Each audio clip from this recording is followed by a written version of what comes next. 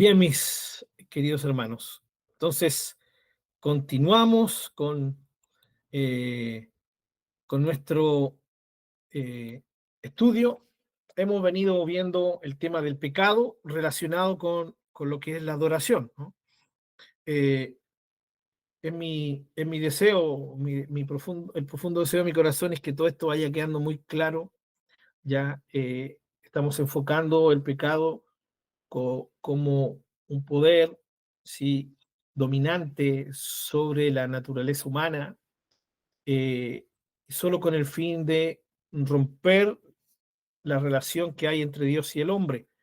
Esto es desde el principio, pero lo estamos viendo sobre todo desde el punto de vista, intentamos verlo desde el punto de vista de Dios, ya, y ver lo aborrecible que es el pecado en primera instancia porque es una ofensa a nuestro Dios, ya. Eh, eso eso nos puede ayudar mucho cuando nos enfocamos correctamente en esto, ¿no? Al comprender que podemos tener una motivación de amor por Dios, de devoción a Dios, de adoración a Dios, ¿sí? Y tener una actitud en contra del pecado porque sabemos que Él es el que nos coarta el poder darle a Dios lo que Él merece. Eh, Solamente citar algunos versículos, hermanos, para ya entrar a nuestro tema directo del día de hoy. Por ejemplo, Mateo capítulo 1, ¿no? Versículo 21. Mateo 1, si quieren buscarlo, ¿sí? Son versículos precisos nomás que vamos a ver. ¿Sí? Mateo 1, 21. Y ahí en Mateo 1, 21 dice el evangelista Mateo, dice, y dará a luz un hijo y llamará su nombre Jesús, porque él salvará a su pueblo de sus pecados. ¿Sí? Ahí está la relación entre la venida de Jesús, el Señor, y el pecado. ¿Ya? El apóstol Pablo en Primera de Corintios, capítulo 15, versículo 3, hace un precioso resumen, si se le puede llamar así, ya, de lo que es el Evangelio. Eh, Primera de Corintios 15, 3,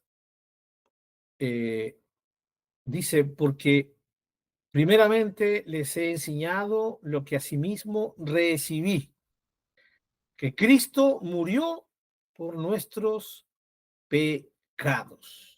¿Ya? O sea, la idea es para que seamos perdonados, librados de ellos, ¿no?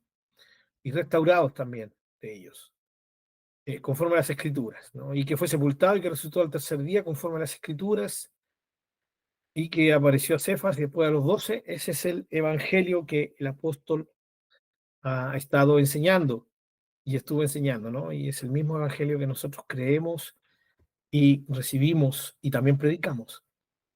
Gálatas 1:4, un poquito más adelante, Gálatas 1:4. Estos son versículos solo para reforzar esta idea que sabemos, ya, pero para que entendamos que la obra del Señor Jesucristo fue para solucionar este tema.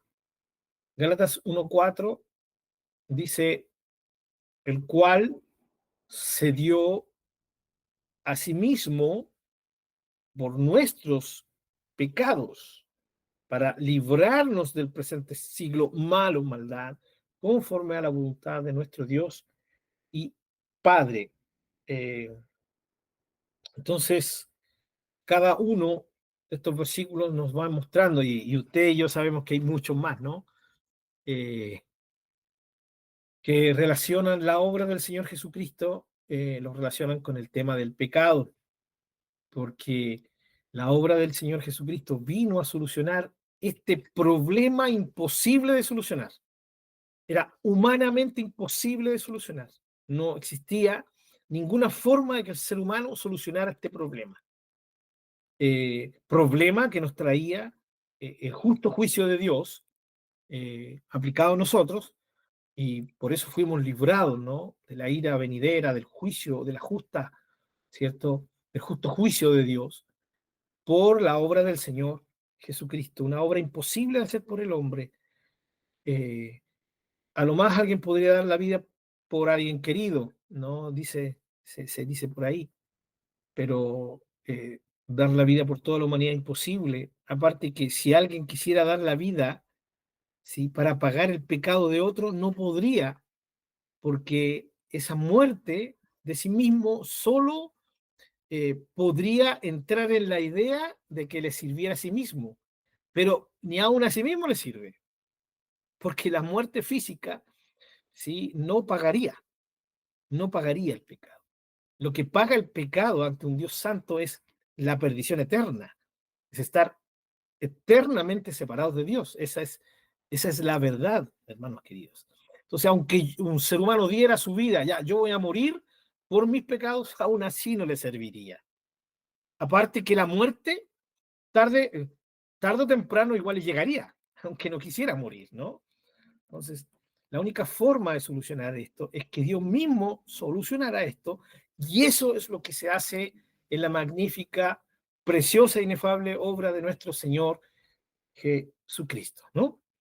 Es por eso que en Primera de Juan, y aquí ya vamos a entrar en nuestro tema, Primera de Juan, capítulo 2, versículos 2, 1 y 2, ¿ya? Eh, Primera de Juan, capítulo 2, versículos 1 y 2. Hijitos míos. Tan tierno Juan, ¿no? Este es el mismo hijo de Boanerges, ¿no? No nos acordamos, este es uno de los hijos del trueno. Estaba apurado de hacer bajar fuego del cielo para eliminar a los enemigos, ¿no? Y sin embargo, después de la obra del Señor, y especialmente después de años de un trato de Dios profundo con Él, se transforma en un hombre profundamente lleno del amor del Señor. Y dice, hijitos míos, estas cosas les escribo para que no pequen. El fin de esta escritura es para que los cristianos nos fortalezcamos y no pecamos y no pequemos. Y dice, y si alguno hubiere pecado, ya, esa es una posibilidad real. Tenemos que comenzar a decirlo desde ya. Hay personas que dicen que no, que esto es solamente una especie de dicho. Eh, es, es imposible aceptar esa propuesta, ¿ya? Por más que no nos guste el tema de que si un cristiano peca, sin embargo, no podemos quitar la vista a la realidad de esta escritura. Y si alguno hubiere pecado, o sea, es muy triste, pero es una realidad absolutamente posible.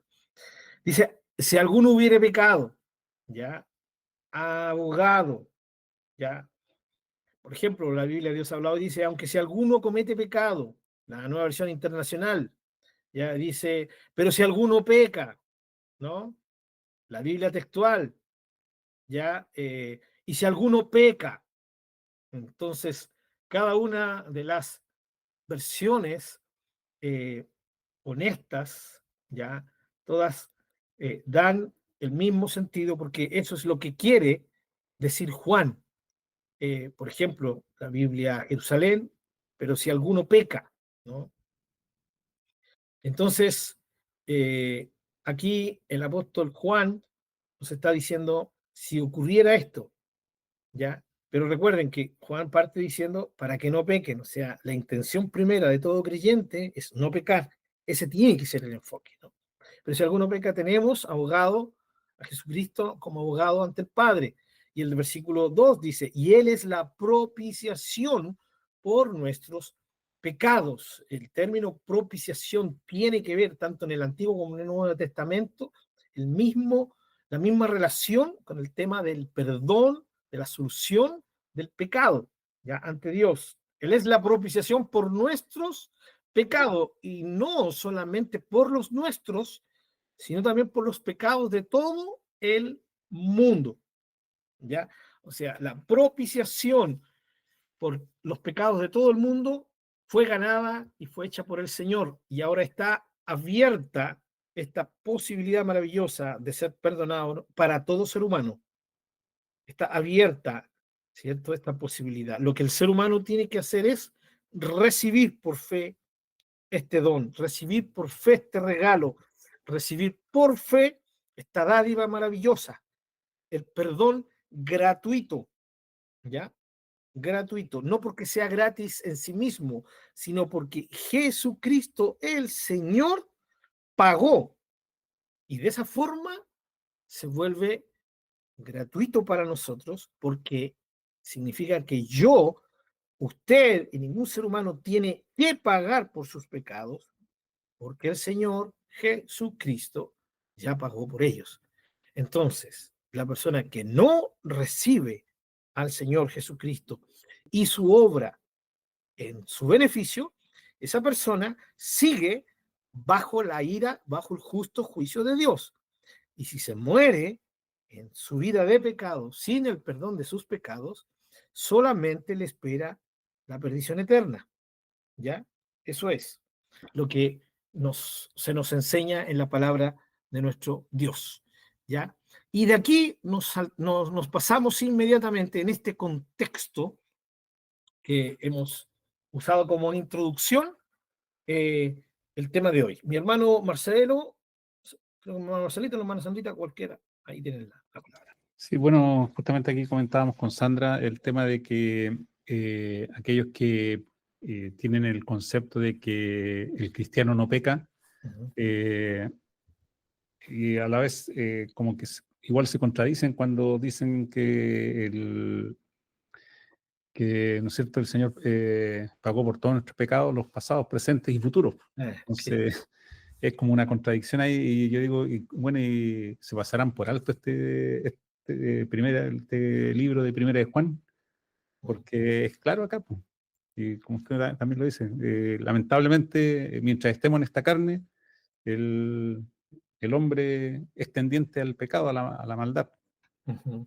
Y por algo Pablo también lo dijo, miserable de mí, ¿quién me librará de este cuerpo que, y cuyo, como, se me olvidó el texto, lo tenía justo en la, pero era justamente que hablaba de este cuerpo de pecado, de maldad. Romanos 7 seguramente, ¿no? Sí, Romanos 7, sí. eso. Gracias, mi hermano Marcelo. Sí, ese es el problema, queridos hermanos, cuando, a ver, yo entiendo que muchos hermanos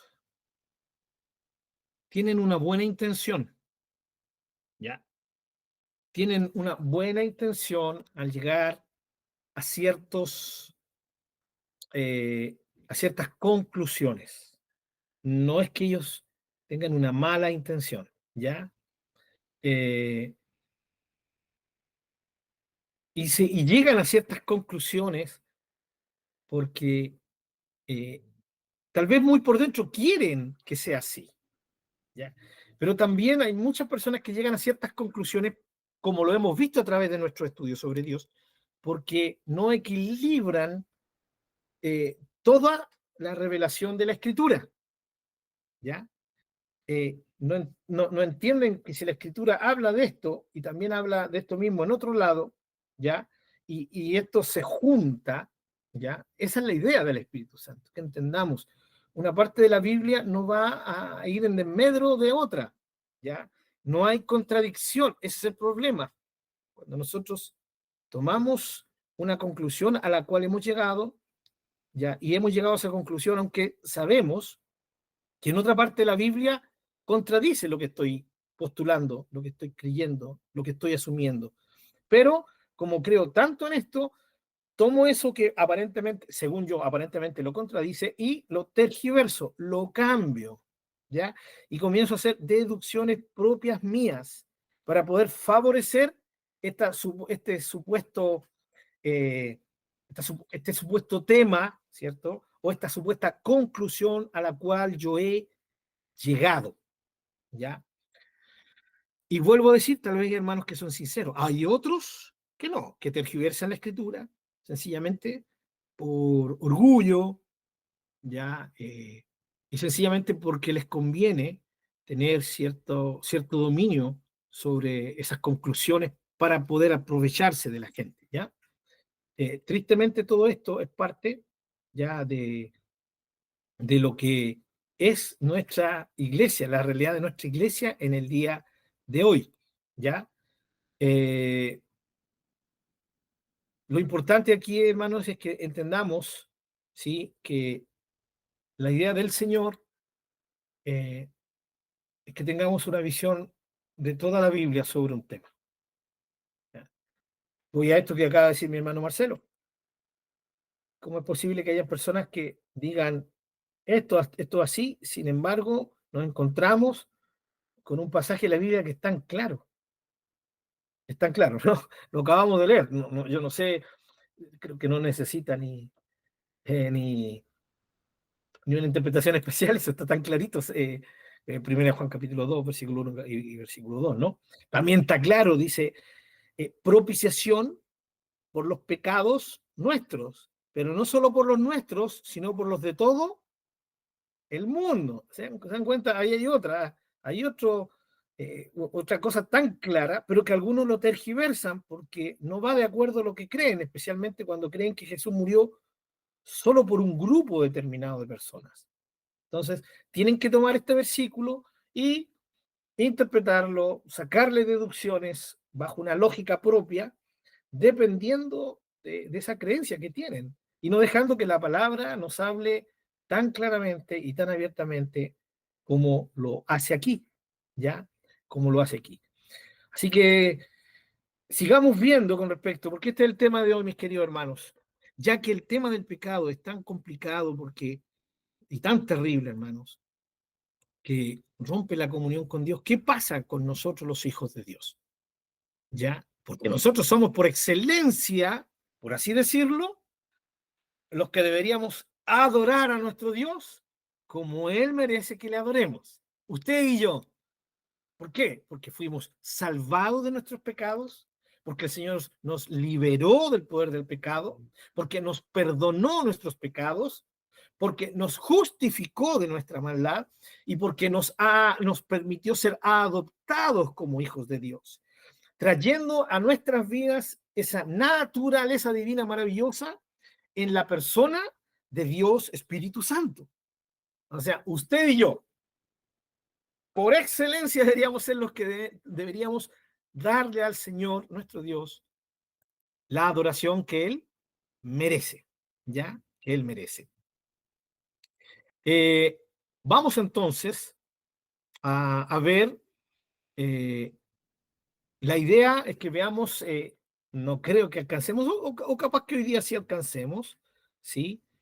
Eh, a ver el tema de si el cristiano peca o no, ¿ya? Eh, Vuelvo a decir, hermano, yo conozco a cristianos que amo, que sé que son hijos de Dios y aman a Dios, ¿ya? Eh, y estoy convencido de eso, creo conocerle lo suficiente, ¿ya? Pero que tienen este concepto de que un cristiano no peca, ¿ya? Entonces, lo que hoy día vamos a hacer es ver bajo la perspectiva bíblica, ¿no? Que es la única que nos eh, debería importar. Entonces, yo digo, vuelvo a decir, hermanos, estos hermanos creen esto por una razón, ¿ya? La primera razón es porque tal vez fueron enseñados así. Dos, porque se enfocaron, leyeron parte de la Biblia y la interpretaron de una manera, no entendiendo el contexto más amplio, ¿sí? Estoy hablando de estos hermanos quienes yo creo que son verdaderos hijos de Dios, ¿ya? O sea, siempre una sinceridad por medio. Y tercero, ¿ya? Por el celo que muchas veces se tiene, ¿no? Que uno dice, pero ¿cómo un cristiano puede pecar con toda la obra maravillosa que el Señor hizo por uno? ¿Cómo un cristiano puede pecar? ¿No? Entonces, no, nosotros no pecamos, el cristiano no peca, falla. Y viene este tema. Y eso es lo que vamos a intentar ver en la Escritura sin juzgar absolutamente a nadie. Mi hermano, no sé si mi hermano Norman o mi hermanita Miriam, la palabra, hermana querida. No, es más que nada una pregunta, pastor, con Sí, por respecto a supuesto. eso, que dice que los cristianos no pecan. o no deberíamos pecar? Ujú. Ese es mi pregunta. Es ¿A qué se decir, refieren ellos? claro, ¿a qué se refieren? ¿A que no pecamos o no deberíamos pecar? Ujú. Mm, Porque dice que, es que igual antes de, recién le estaba haciendo una pregunta normal antes que nos conectáramos, Ajá. con referente a que en el versículo, en Romanos 6, versículo 1 dice, ¿qué pues diremos? ¿Perseveraremos en el pecado para que la gracia abunde? Ujú. Porque dice en Romanos 5, 20 dice, pero la ley se introdujo para que el pecado abundase. Más Ujú. cuando el pecado abundó, sobreabundó la gracia. Entonces, eso es lo que yo no entendía, porque es como contradictorio, ¿no? Los dos Sí. versículos, como que se está contradiciendo. Pero aquí dice, ¿qué pues diremos? ¿Perseveraremos en el pecado para que la gracia abunde? O sea, por eso a veces se malinterpreta la palabra, porque nosotros no leemos versículos anteriores en el contexto. O sea, es una pregunta. O sea, ¿pecaremos porque abunde la gracia? No, pues, porque Ujú. no debemos pecar porque la gracia del Señor está, pero no porque pecamos, sino porque Él nos salvó del pecado. Ujú. Entonces, esa es mi pregunta. ¿Los cristianos no pecan o no deberían pecar? Según lo... Según lo que ustedes están diciendo, de lo que dicen algunos hermanos. Claro. Yo Sí. para mí no debemos pecar, sino al infierno. Ah, no. No. Gracias al Señor que ni usted ni yo somos Dios, hermano, porque si no No. estaríamos todos fritos. No, ese es mi duda. Sí, gracias, hermana, por la pregunta. Sí, no sé si ustedes se han fijado, muchas veces hay los conceptos que nosotros tenemos, muchas veces se basan un poquito en el qué significan o el cómo se dicen las cosas, ¿no? Entonces hay mucho parecido entre el cristiano peca o no debería pecar. Yo entiendo a qué se refiere mi hermana Miriam, lo entiendo clarito. Y obviamente, si hay que elegir bíblicamente, y eso es lo que vamos a ir descubriendo en la palabra, debemos obviamente optar por la segunda, ¿no? El cristiano no debería pecar. Eso es un hecho. No deberíamos pecar. O sea, ningún hijo de Dios tiene que disponerse a pecar, ¿ya? Eh, que es diferente en este caso, ¿cierto? Estamos hablando de una disposición, de pecar ya estamos hablando de la acción misma.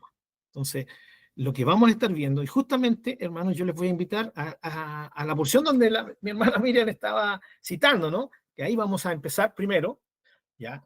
Luego vamos a volver a Primera de Juan nuevamente, pero vamos a ir primero con la visión de Pablo y luego con la visión de Juan, ¿ya? Así que abramos nuestras Biblias, por favor, en Romanos capítulo 6. ¿Ya? En estudios pasados hemos visto Romanos capítulo 5, donde hemos visto cómo Romanos 5 se conecta directamente con Génesis, ¿no?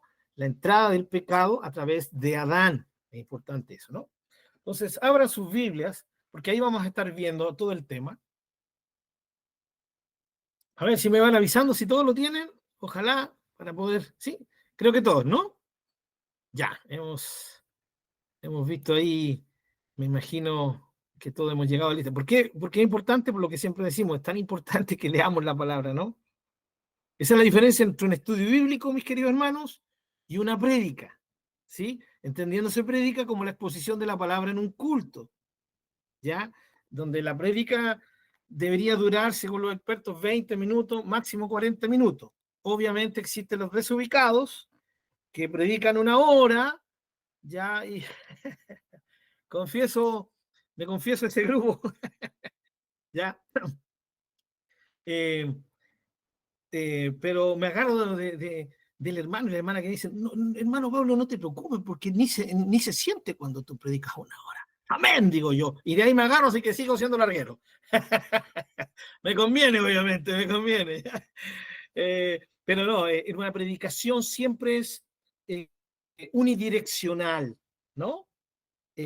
No se tiene el tiempo para poder exponer versículos, aunque hay hermanos que también predican ya usando diferentes versículos. Son diferentes formas de hacer, de formar un mensaje, ya, pero la diferencia con el estudio es que nosotros, la idea es que podamos leer ahí ya y dedicarnos el tiempo suficiente a que podamos cerciorarnos, ya, cerciorarnos de lo que la palabra del Señor dice, ya. Y me estoy extendiendo un poquito en esto, mis queridos hermanos, para todos mis hermanos que se han ido añadiendo, ya. Así que los que ya llevan más tiempo, aguántense estos minutitos de extenderme, pero es muy importante, ya. Es tan importante para nosotros comprender, ya, comprender que yo tengo que ir a la Escritura para llegar a mis conclusiones, ya, pero no solo algunos versículos, sino la idea es que sea a nivel de toda la Biblia.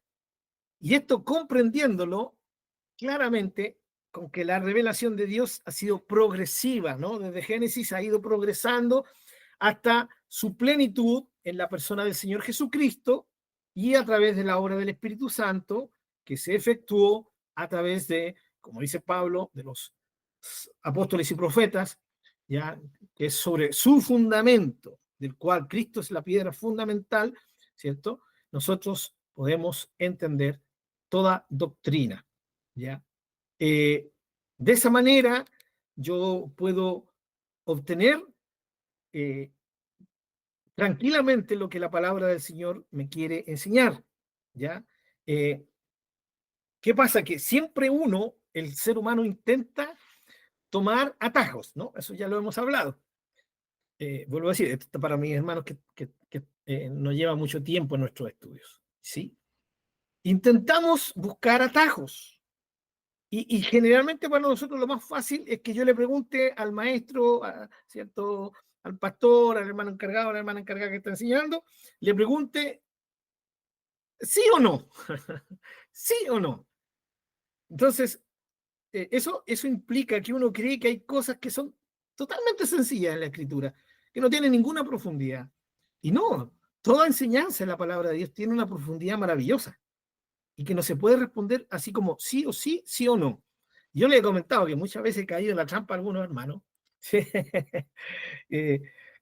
queriendo ahorrarles, porque al final eso es lo que uno interpreta, ¿no? Este hermano quiere que yo le ahorre su lectura de la palabra. Y eso nunca debería ser así, ya, nunca. Pero tristemente ocurre. Ahora, para nosotros es importante siempre ir a la palabra del Señor y verla. Por eso vamos a estar leyendo, como siempre intentamos hacerlo, ¿sí? Vamos a intentar estar ahí enfocados en lo que es nuestra Biblia. Ahora sí, definitivamente estoy convencido que todos la tienen, ¿sí? Entonces comenzamos. Recuerden, capítulo 5 ha venido, está hablando Pablo para entender el contexto de Romanos 6. El apóstol Pablo está hablando en los últimos en los últimos versículos del capítulo 5 de cómo el pecado entró, ¿ya? Y cómo el pecado entró por un hombre, pero también el pecado es solucionado por un hombre, ¿ya? Por un hombre. Y ese hombre es Jesucristo, ¿cierto?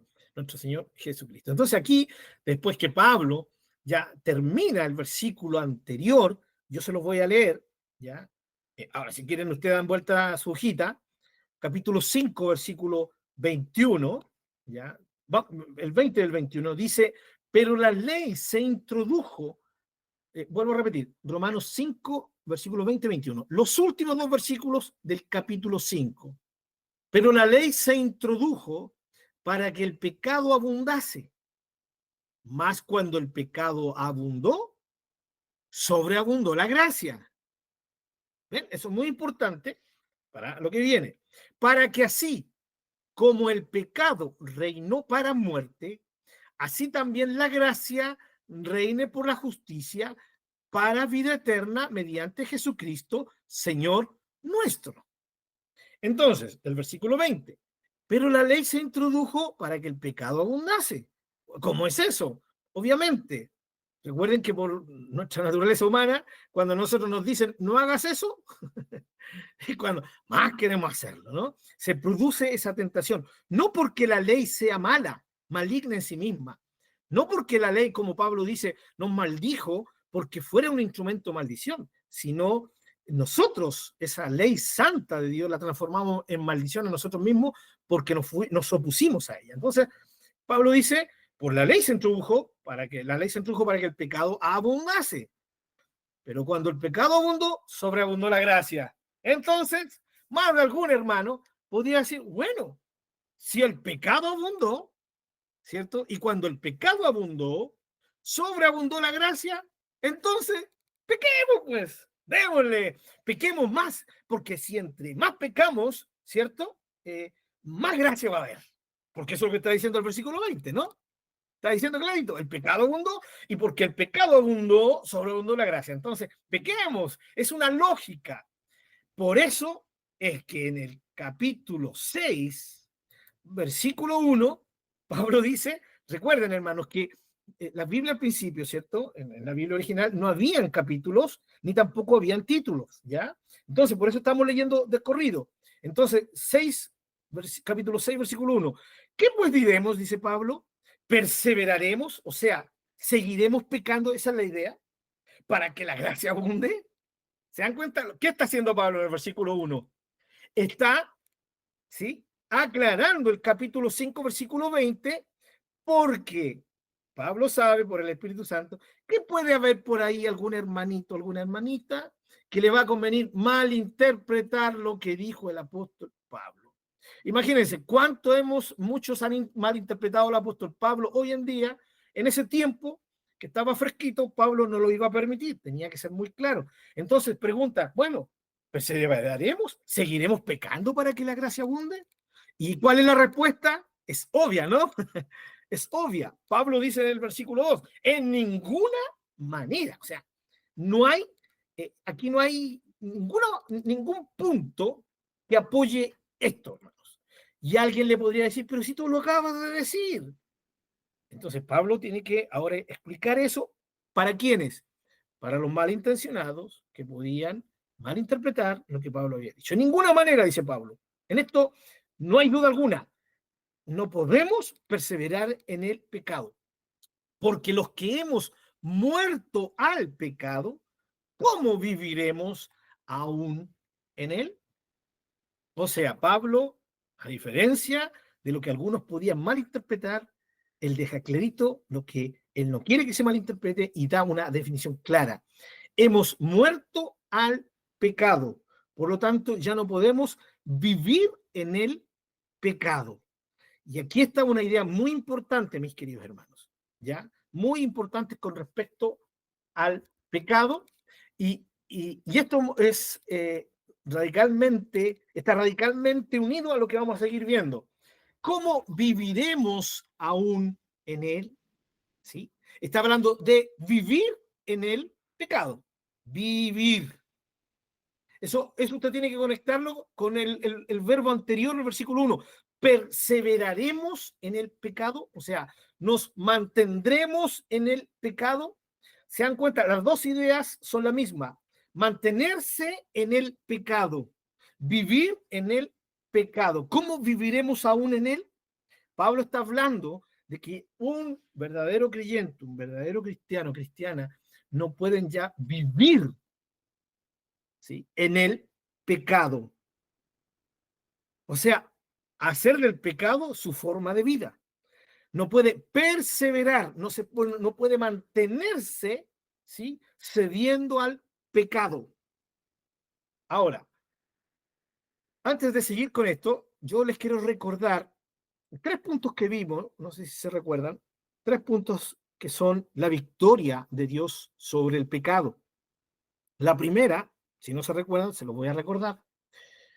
La primera victoria, ¿sí?, porque la victoria sobre el pecado es progresiva, hermanos. No porque Dios no podría haber hecho así y haber desaparecido, no.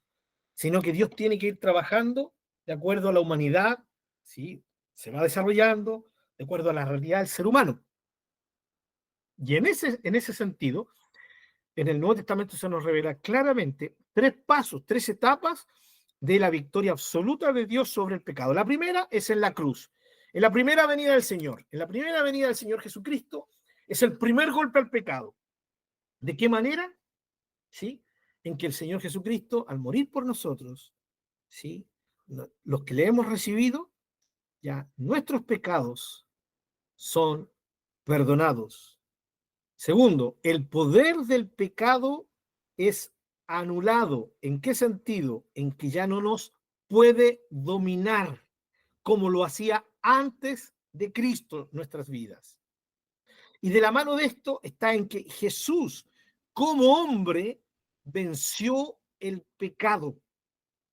El Señor Jesucristo es el primer hombre que vence el pecado radical plenamente.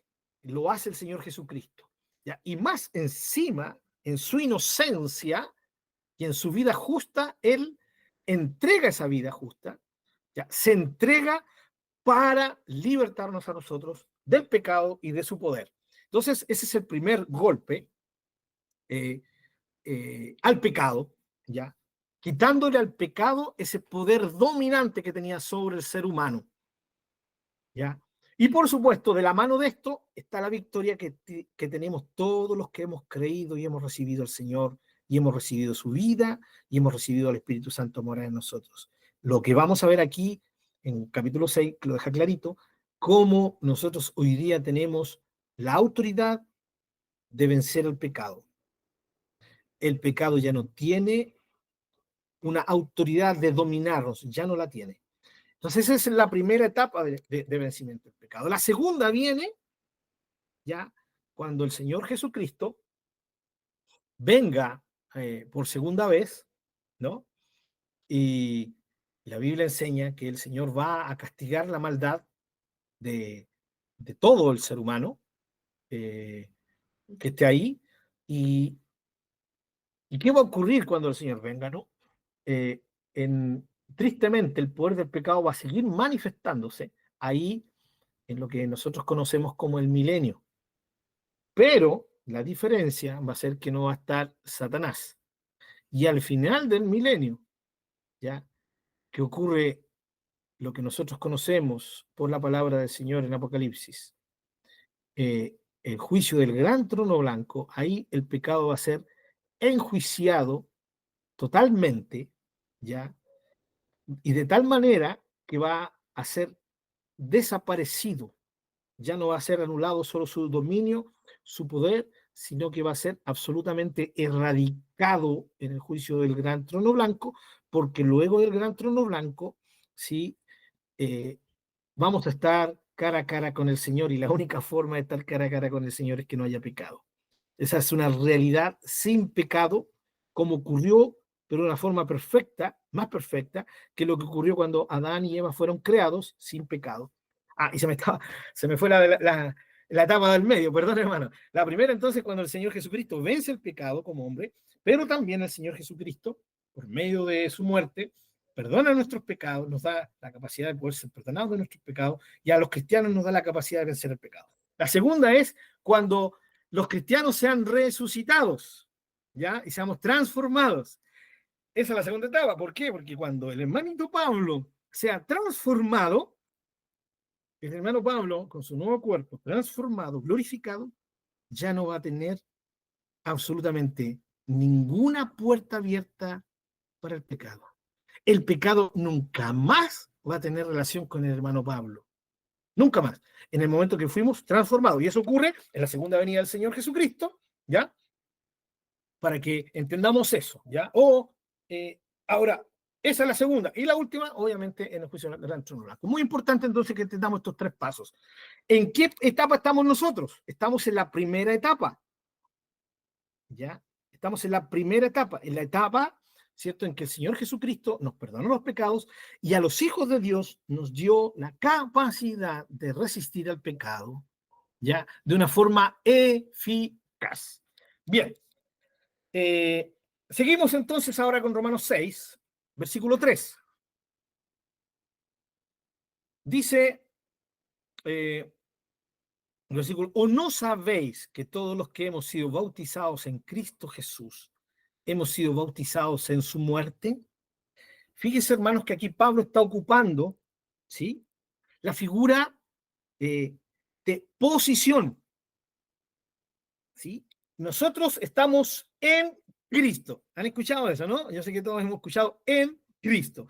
Efesios está lleno de en Cristo, en Él, por Él, ¿cierto? En Cristo. Eso está hablando de posición. ¿Dónde estamos nosotros como hijos de Dios? En Cristo. Toda bendición de Dios es en Cristo. ¿Ya? O sea, si no estamos en Cristo, no hay nada. Si estamos en Cristo, lo tenemos todo. Toda bendición espiritual en Cristo. Es posición. Entonces, significa que en Cristo, nosotros, por la gracia de Dios, ¿sí? Nos apropiamos. Dios nos permite apropiarnos de todo lo que la obra del Señor Jesucristo significó. Por eso Pablo está diciendo que los que hemos muerto al pecado, ¿cómo viviremos aún en él? ¿A qué se refiere muerto en el pecado? Muertos en Cristo. ¿O no sabéis que todos los que hemos sido bautizados en Cristo Jesús hemos sido bautizados en su muerte? ¿Sí? O sea, nos apropiamos de la muerte del Señor Jesucristo y nos identificamos con su obra. Él murió y en él nosotros también morimos. ¿Morimos para qué? Morimos para el pecado. Morimos para el mundo, morimos para el diablo, como se enseñan algunos discipulados del bautismo, ¿no? Me refiero al bautismo en agua. Versículo 4. Porque somos sepultados juntamente con Él. Con Él. Ahí está. Posición en Cristo. Para muerte por el bautismo. ¿Sí? La figura del bautismo nos muestra todo esto. A fin de que, como Cristo resucitó de los muertos, por la gloria del Padre, así también nosotros andemos en vida nueva. Podemos andar en vida nueva porque Cristo murió y resucitó de los muertos y nosotros estamos en Cristo. O sea, gracias a Cristo podemos andar en vida nueva. Porque, siguiente versículo, porque si fuimos plantados juntamente con Él en la semejanza de su muerte, así también lo seremos en la de su resurrección. Sabiendo esto, que nuestro viejo hombre fue crucificado juntamente con él. Viejo hombre, esa naturaleza, sí, que estaba esclava del pecado, que no tenía la capacidad de poder luchar en contra del pecado. ¿Para qué? Para que el cuerpo del pecado sea destruido. Eso yo les expliqué en estudios pasados, que la palabra destruir aquí no significa ya que dejó de ser, que desapareció. Significa que se le quitó el poder, se le dejó inhabilitado. No significa que el pecado fue sacado, sino que fue inhabilitado en su poder. A fin de que no sirvamos más al pecado. Y aquí Pablo entra en otra figura maravillosa, servicio al pecado, ¿sí? La figura de esclavo y amo, ¿sí? Esclavo, servidor y amo y reino. Y es en eso que se va a enfocar desde aquí para adelante el apóstol Pablo. No sirvamos más al pecado. Para eso el Señor Jesucristo vino a dar su vida. No solo para que fuéramos perdonados de nuestros pecados, liberados del juicio justo de Dios, sino también para liberarnos del poder dominante del pecado, de tal manera que ya no sirvamos más al pecado. Entonces, hasta aquí, en ninguna parte se ha dicho, fíjense, que un cristiano no peca. Se ha dicho solamente, yo sé que esto puede sonar fuerte para algunos, hermanos, pero déjenme expresarme. ¿Ya? Lo que hemos visto hasta ahora, los primeros dos versículos, perseverar en el pecado, muy importante. O sea, mantenernos en una vida sujeta al pecado. Y el versículo 2, ¿cómo viviremos aún en él? O sea, no hacer un acto, sino vivir en él. ¿Ya? Así como hoy día vivimos en Cristo, yo ya no puedo vivir en el pecado. Entonces, las dos ¿ya? Expresiones nos hablan de mantenernos sujetos al poder del pecado. Por lo tanto, en este caso, la figura que entra ahora, ¿sí? A un servicio del pecado, a que el pecado sea nuestro rey y nosotros seamos sus servidores. Eso fue antes de Cristo. El pecado reinaba sobre nosotros, pero hoy día ya no. Sigamos, versículo 7. Porque el que ha muerto ha sido justificado del pecado. Y si morimos con Cristo, creemos que también viviremos con Él. Fíjense, seguimos apropiándonos de la obra de Jesús, sabiendo que Cristo, habiendo resucitado a los muertos, ya no muere. La muerte nos enseñaría más de Él. Porque en cuanto murió, al pecado murió una vez por todas. Mas en cuanto vive, para Dios vive. La obra del Señor Jesucristo. ¿Ya? Así también ustedes, fíjense lo que dice el versículo 11, considérense muertos al pecado, pero vivos para Dios en Cristo Jesús, Señor nuestro. Pablo está diciendo, ya, de la manera en que nos apropiamos de la obra de Jesús, de la manera en que el Señor Jesucristo tuvo una actitud radical en contra del pecado, hoy día nosotros en Él podemos tener la misma actitud radical en contra del pecado. ¿Y cómo se muestra esta actitud radical en contra del pecado? Es que nos consideremos, ¿sí?, muertos al pecado. Muertos al pecado, o sea, ya no tengo nada más que ver con el pecado, pero vivos para Dios en Cristo Jesús, Señor nuestro. Aquí viene el llamado de atención de Pablo. Miren toda la obra que se ha hecho, ¿ya? Los que quieran interpretar mis palabras, voy a parafrasear a Pablo. Los que querían malinterpretar mis palabras de que porque el pecado abundó, entonces como el pecado abundó, sobreabundó la gracia. Entonces, yo les digo que la deducción que algunos tal vez quieran hacer de que entonces sigamos pecando para que la gracia siga sobreabundando es absoluta y radicalmente en contra de la revelación de la obra del Señor Jesucristo. Todo lo contrario, ya nosotros estamos en Cristo, la obra de Cristo, ¿cierto? Es nuestra, ya nos apropiamos por la gracia del Señor de esa obra de Jesús y como Jesús murió al pecado, ¿cierto? Significa para vencer el pecado. Más encima, ya, el poder del pecado en nuestro viejo hombre también fue quebrado, esa autoridad que tenía, ese dominio del pecado. Entonces, por favor, dice Pablo, todo lo contrario, en vez de perseverar en el pecado, en vez de vivir en el pecado, usted, hermano, usted, hermana, tiene que considerarse muerta al pecado. O sea, su actitud tiene que ser contraria, ¿sí?, a ceder al pecado, ¿ya? Porque no podemos servir más al pecado. Pero sí, considérese vivo para Dios en Cristo Jesús, Señor nuestro. Versículo 12.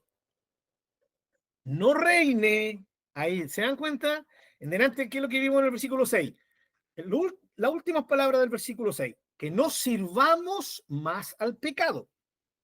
Y ahora en el versículo 12 dice, no reine. Aquí está esta maravillosa figura que está usando Pablo, ¿ya? De rey, señor, amo y servidor, siervo o esclavo. Entonces Pablo dice, ya no tenemos que servir más al pecado, versículo 6, a fin de que no sirvamos más al pecado. El poder del pecado fue destruido, ¿sí?, en su dominio con respecto a los que estamos en Cristo. Entonces, ¿para qué ocurrió esto? Para que no sirvamos más al pecado. Por lo tanto, el versículo 12, no puede reinar el pecado en ustedes. Que no reine, o sea, que no los obligue a actuar como él quiere. No reine pues el pecado en su cuerpo mortal, de modo que lo obedezcan en sus concupiscencias. Noten bien, aquí Pablo está ocupando el cuerpo mortal. Pareciera que solo estuviera diciendo el cuerpo, lo que nosotros conocemos como el cuerpo físico, ¿no? Mi cuerpo, mis manos, mis brazos, mi cabeza, mi cuello, todo mi cuerpo, ¿no? Entonces, algunos han interpretado que aquí Pablo ya estaba dándole duro al cuerpo. Y lo que Pablo estaba queriendo enseñarnos es que teníamos que hacer mortificar nuestro cuerpo terrenal. Y de aquí se agarraron, no sé si ustedes han escuchado hablar del ascetismo. El ascetismo es una forma mística, ¿ya?, de misticismo. Son gente que tergiversa la verdadera espiritualidad de la Biblia y la transforma en actos que tienen que ver con dividir el cuerpo físico como pecaminoso y el alma y el espíritu como divino. ¿Ya? Entonces, ¿el problema dónde está? El problema está en mi cuerpo, en mi carne, ¿sí? En este cuerpecito humano. Ahí está. Entonces, ¿qué hace el asceta? ¿Ya? ¿Qué es lo que hace el ascetismo? Motiva a sus seguidores a que mortifiquen. ¿Qué significa mortificar? Significa darle duro al cuerpo. ¿Sí? Exactamente, hermana. Y la imagen, justamente como lo dice mi hermana, mira, los que hemos escuchado del ascetismo, se nos viene inmediatamente el golpearse. ¿Ya? Es conocido, ¿cierto? Un gran asceta fue Martín Lutero en su tiempo, ¿no? Que él luchaba mucho con este tema de su cargo de conciencia y se golpeaba a sí mismo, pero Martín Lutero fue uno de los tantos, ¿ya? En las vidas monásticas, especialmente en la Edad Media, hubo mucho de esto en la Iglesia Católica, ¿ya? Por una mala interpretación de la Escritura, donde aquí en Pablo dice el cuerpo mortal y pareciera que Pablo estuviera relacionando el cuerpo mortal, entonces en mi cuerpo. Entonces, si yo golpeo mi cuerpo, ¿sí? Si yo hago sufrir mi cuerpo, mis pasiones desordenadas, mis pasiones pecaminosas, mis malos deseos, las tres cosas significan lo mismo que acabo de decir, ¿no? ¿Ya? Van a irse mitigando. Pero hermanos queridos, si hay alguien que estaba en contra de esto, era el apóstol Pablo, ¿ya? Aunque en una parte él dice, ¿cierto? Golpeo con fuerza mi cuerpo, ¿ya? Pero también está hablando en el sentido integral. Pablo no estaba de acuerdo con este pensamiento. Pablo no creía que el cuerpo era el malo, sino que él creía en un ser íntegro. Por eso Pablo dice en Primera de Tesalonicenses, capítulo 5, creo que es el versículo 18, dice, y el mismo Dios de paz los santifique por completo. Y luego dice, espíritu, alma y cuerpo. ¿Sí? El ser integral. Y hermanos, Pablo sabía que el cuerpo solo era la manifestación de esa maldad que estaba por dentro. Y Pablo sabía que ese pecado interno se manifestaba a través de los miembros. Esa es la idea, esa es la enseñanza. No me puedo detener a hablar todo esto, pero algún día podríamos tocar el tema, ¿cierto? De que Pablo jamás se está refiriendo al cuerpo como maligno en sí mismo, ¿ya? Todo lo contrario, Pablo sabe lo mismo que Jesús nos enseñó. ¿Qué nos enseñó el Señor Jesucristo? Que los pecados, las maldades, ¿de dónde vienen? De adentro del corazón, no del cuerpo. Por eso Pablo dice, lo que tú comes, vas y lo eliminas en la letrina. Ahí está, el cuerpo. Es algo físico, algo terrenal. Pero el Señor Jesucristo enseñó, dijo, pero las maldades del ser humano, ¿sí? Provienen del corazón del ser humano. O sea, de la parte más interior del ser humano. Jesús nunca enseñó que nuestro cuerpo fuera malo. Todo lo contrario. Volviendo a Pablo, Pablo dice que es el cuerpo, es él. Eso, muy bien, hermano. Templo del Espíritu Santo.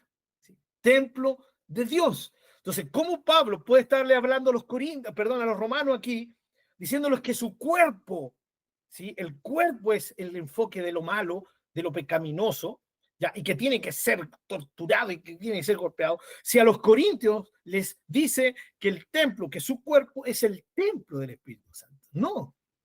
Aquí no hay, no, Pablo no se está refiriendo a esto. Lo que pasa es que para Pablo el ser humano era integral y sabía que en el corazón se manifestaba el pecado, pero ese pecado se manifiesta a través de nuestro cuerpo. ¿De dónde vienen los robos, los hurtos, según Jesús? Del corazón.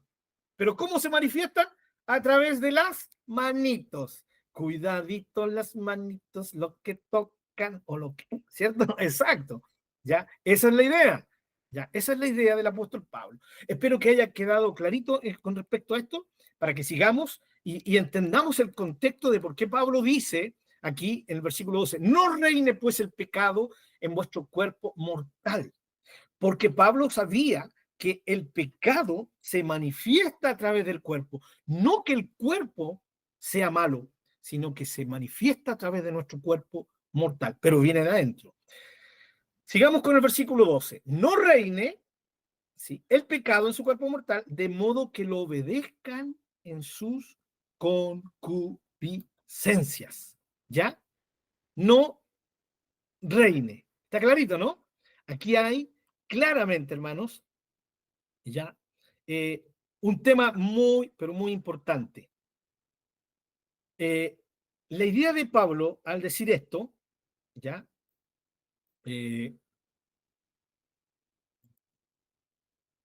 déjenme ver algo aquí, por favor. Aquí está. Pablo está diciendo, no reine. Lo leo en la versión internacional, por lo tanto, no permitan ustedes que el pecado reine en su cuerpo mortal, ni obedezcan a sus malos deseos. ¿Ya? ¿Dónde estás por aquí? La Biblia que tiene mi hermano Norman, la Biblia Las Américas. Por tanto, no reine el pecado en su cuerpo mortal, para que obedezcan sus lujurias, o para que no obedezcan sus lujurias. Hermanos, fíjense, por tanto, no reine. ¿Qué es lo que es esto? Es una orden, ¿sí? Es un imperativo, no reine. Segundo, en el lenguaje que Pablo está ocupando, está hablando de que no reine hoy día, ni reine mañana, ni pasado, ¿ya? O sea, que no esté reinando, ¿sí? Que ustedes estén completamente rompiendo con él día tras día. Pero es, hermanos, una acción que usted y yo tenemos que hacer, ¿sí? Usted y yo tenemos que hacerla. Se nos está diciendo a nosotros que no reine el pecado sobre nosotros. ¿Qué significa esto? Si el Señor nos está dando esta responsabilidad y si depende de nosotros, entonces el cristiano tiene la responsabilidad, valga la redundancia, de no pecar. Pero si Pablo le está dando esta orden y le está motivando, es porque cabe la posibilidad de que el cristiano ceda. Si no, ¿para qué estar dando una orden? Si Pablo da por hecho de que el cristiano no tiene ninguna posibilidad de pecar, ¿sí? Entonces, ¿para qué toda esta disertación? Y fíjense que se la está dando a los romanos, no a los corintios. Para mí, yo leo esto y diría, no, esto va más de acuerdo con los corintios, que eran más carnales, más pecadores. No, está hablando con los romanos. Mi hermana Miriam o mi hermano Norman, no sé cuál de los dos. Una pregunta. Sí, por supuesto. Cuando un hermano vive o permanece en el pecado, ¿ya? Es porque no se ha convertido o no ha entendido o no se le ha enseñado con respecto a la palabra. Porque he conocido algunos casos donde algunos hermanos permanecen en el pecado. Y creo que eso afecta también la comunión de la congregación, o sea, afecta congregacionalmente al grupo, ¿no es cierto? ¿O no? Sin duda, sí. Eso. Sí. La, sería A, B o C. Y la D sería todas las anteriores. Todas las anteriores, mi querido hermano Norman. ¿Ya? Puede ser por cualquiera de las tres razones. Va a depender de la persona. Y eso va a tener que ver, muchas veces no tiene que ver con nosotros, porque no siempre vamos a tener la capacidad de discernir cuál de los tres tipos es, ¿no? ¿Ya? De ese que sencillamente jamás se ha convertido y que pasa, permítame esta expresión chilena, hermano, y pasa piola como hermano, ¿sí? Dentro de una congregación. Tal vez no vamos a ser capaces de discernir que es porque vive así porque nunca le han enseñado que eso puede ser real también, ¿ya? Y se me fue la otra, pero la misma que dijo mi hermano Norman, ¿cierto? No voy a ser capaz de ver cuáles son esas tres. En algunos sí, va a ser muy fácil discernir, especialmente cuando nosotros conocemos bien a las personas. Pero no importa cuál sea la opción, mi querido hermano Norman, por supuesto, en primer lugar le va a afectar a la persona, inevitablemente. Porque si lo hizo por ignorancia, igual le va a afectar. No quita que le afecte, ¿ya? Y al afectarle a él, va a terminar afectando a la comunidad que pertenece a él, ¿sí? A la iglesia local. Por supuesto que sí. Va a afectar, de hecho, al círculo más íntimo, va a afectar a su esposa, a su esposo, a quien sea el que esté en su alrededor. El pecado, ¿se acuerdan que lo hemos visto? Afecta, sí o sí. En primer lugar, deshonra a Dios, afecta y ofende a Dios. En segundo lugar, al que peca. Tercer lugar, al medio que lo circunda. Eso es inevitable. Así que sí, mi querido hermano, Norman, por supuesto que va a afectar. Y con respecto a lo primero, puede ser por las tres razones. Hoy día hay cristianos que tristemente no se les ha enseñado, pero también hemos visto que no, ellos no tienen excusa ante el Señor porque tienen una Biblia. Ahora también yo sé que alguien podría decir, pero es que es diferente, por hermano Pablo, cuando uno está en la iglesia y a uno lo motivan, ¿no? Está en una iglesia donde no se le motiva a leer la Biblia, porque hay lugares así, ¿o no? ¿Sí? Yo no sé si en sus iglesias donde han estado antes, hermano, se les motivó alguna vez a leer la Biblia, ¿ya? Yo meto la mano al fuego por mi hermana Miriam porque es una cosa muy cercana, ¿no? espero junto a mi pastor Raúl estar con las manos limpias ahí en ese sentido. Y si no, ay, que el Señor nos llame la atención. Pero, hermanos, es una buena pregunta para todos nosotros. Hemos estado, tal vez algunos venimos de iglesias donde no. Yo conozco muchos hermanos sinceros que han salido de iglesias donde, mira, solamente les voy a decir el testimonio de una hermana de acá de nuestra congregación. Es impactante cuando uno escucha eso, ¿no? Bueno, me impacta a pesar de que lo he escuchado tantas veces, pero sí, me sigue impactando. Que la hermana venga y diga que, ¿saben? Llevo años de ser cristiana y he estado como en 2 o 3 iglesias, ya por diferentes razones. Y en ninguna se enseña la palabra como se enseña aquí. Y no creo que se refiere al poder o unción, ¿no? Sino al hecho de que se dedique tiempo exclusivamente a estudiar la palabra. ¿Sí? Porque eso es importante, ¿no? Porque nuestra mente, la adoración, por eso es tan importante que entendiéramos que la adoración está por sobre la alabanza y la alabanza está por sobre y por fuera de la música, porque hay cristianos que creen que no hay adoración si no hay alabanza. Entonces, y puede ser, no es malo, ¿no? En un estudio bíblico ya, vamos a cantar unas 2 canciones al Señor, bien. Vamos a orar también, bien. Pero momento en que sea la palabra de Dios exclusivamente el centro, como lo hacemos nosotros los días lunes, ya obviamente oramos, porque sería imposible no orar, ¿no? Pero que se dé así, no en toda la iglesia se da, hermanos. Y eso es triste, ¿ya? Y perdón que me desvió un poquito el tema, ¿ya? Pero tenemos que enfocar eso. Por eso es tan importante comprender lo esencial que es leer la palabra de Dios. No solamente estudiarla, sino que nosotros la leamos en casita o la leamos en los estudios bíblicos, ¿sí? Así que mi hermano Norman, y de la manito de esto, de su pregunta, va a irse desarrollando todo el estudio, ¿ya? El tema de, porque también suena fuerte esto, ¿no? Que un cristiano peca, pero vamos a entender por medio de la palabra a qué se refiere que permanezca en pecado. Eso es lo que hemos visto en el versículo 1, en el versículo 2, ¿sí? Perseveraremos, permaneceremos pecando en el pecado o viviremos en él. Pablo ha sido claro. Mi hermano Marcelo, mi hermana Sandrita, no sé cuál de los dos. Pastor, no, bueno, con respecto a lo mismo, es cuando malamente se enseña de que como el Señor ya nos perdonó todos nuestros pecados, los pasados, presentes y futuros, o sea, somos salvos, siempre salvos, entonces eso Sí. como que nos da cancha a que podamos pecar. Y justamente tocando el versículo 12, en la Nueva Traducción Viviente, dice: no permitan que el pecado controle la manera en que viven. No caigan ante los deseos pecaminosos. Muy bien. Clarito, ¿no? Muy actual y es el mismo sentido de cada una de las versiones. Siempre es la idea en este versículo, ¿ya? Pero recuerden, ¿cuál es nuestro énfasis? En que es una orden, ¿sí? Segundo, es una orden que tiene que hacerse continuamente, mantenernos en eso. Y tercero, es una orden porque tiene que ver con mi acción, ¿sí? Soy yo el que tengo que actuar. Entonces, estas 3 cualidades de esta orden de Pablo nos llevan a entender de que claramente es una exigencia para los hijos de Dios. Por lo tanto, algo en lo que tienen que ocuparse. Por lo tanto, algo en lo que tienen que estar, ¿cierto?, enfocados.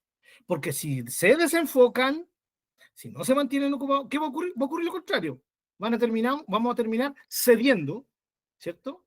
Al poder del pecado sobre nosotros y en nuestra forma de actuar, como dice la traducción viviente, ¿no?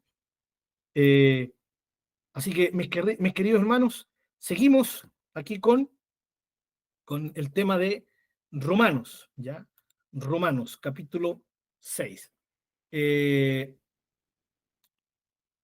Fíjense el versículo 13, de la mano. Ni tampoco presenten sus miembros al pecado. Y aquí vamos entendiendo un poquito más a qué se está refiriendo Pablo con el cuerpo mortal, los miembros. ¿Por qué?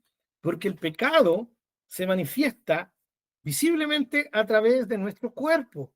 No es que el cuerpo sea malo, sino que el cuerpo es el medio por el cual el pecado se manifiesta. Pero el pecado, la maldad, lo dejamos claro en las palabras del Señor Jesucristo, vienen de adentro del ser humano. ¿Ya?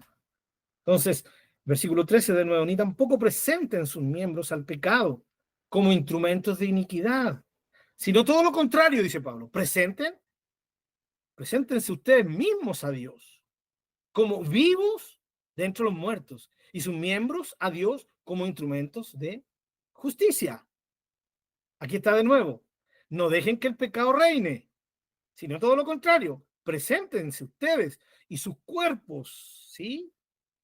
Presenten ustedes mismos a Dios y sus cuerpos como instrumentos de justicia, no de iniquidad. Y miren el 14, como finiquita esta parte. Porque el pecado no se enseñoreará de vosotros, pues no estáis bajo la ley, sino bajo la gracia. Pero espérate un poquito, hermano Pablo. Me refiero al apóstol, no a mí. Ya, perdón, apóstol Pablo. Dice, pero si estamos bajo la gracia, entonces pequemos, pues si la gracia sobreabunda cuando dale con la misma, diría el apóstol Pablo. ¿No te quedó clarito de que estamos en Cristo, que producto de ser parte de Cristo, del apropiarnos de su vida, de que Él se apropie de nuestra propia vida, nosotros podemos y debemos vivir con una actitud contraria al pecado, no permitiéndole que reine, que vuelva a enseñorearse, porque ya no estamos para servirle al pecado, porque ahora tenemos y podemos tener victoria en contra de él.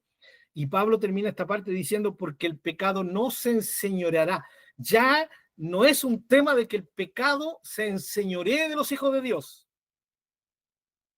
sino que es un tema de obedecer o no obedecerle a Dios. Ese es el tema. ¿Ya? Ya no estamos bajo la ley, sino bajo la gracia. Y la gracia nos capacita. Todo esto que hemos visto hasta ahora es producto de la gracia. En otras palabras, Pablo está diciendo, la gracia de Dios ha provisto en Cristo Jesús y su obra maravillosa y consumada la victoria para ustedes. Pero ustedes tienen que vivir en esa victoria sobre el pecado. Noten bien, mis queridos hermanos, hasta ahora no hemos visto en ninguna parte literalmente que diga porque el cristiano no peca. No hemos visto hasta ahora, ¿ya? Todo lo contrario. El tema, sí, en general, ¿cierto? Amplio es vivir en, perseverar en, mantenerse en, ¿ya? Una vida de pecado. Ya no podemos vivir de eso. Y lo otro, que tampoco se ha dicho, hermanos, de que tenemos chance para pecar, ¿cierto? Entonces, aquí se debaten los que dicen, no, pero es que el cristiano no peca. Bueno, aquí no hay ninguna parte donde se nos pueda decir que no, tristemente, no podemos pecar, tristemente, hermanos. ¿Ya? Lo que sí se nos dice, ¿ya? Es que sí podemos tener victoria sobre el pecado. Está garantizada, pero nosotros tenemos que obedecer. Y están los otros del otro lado, el otro extremo, que dicen, bueno, la carne es débil, ¿sí?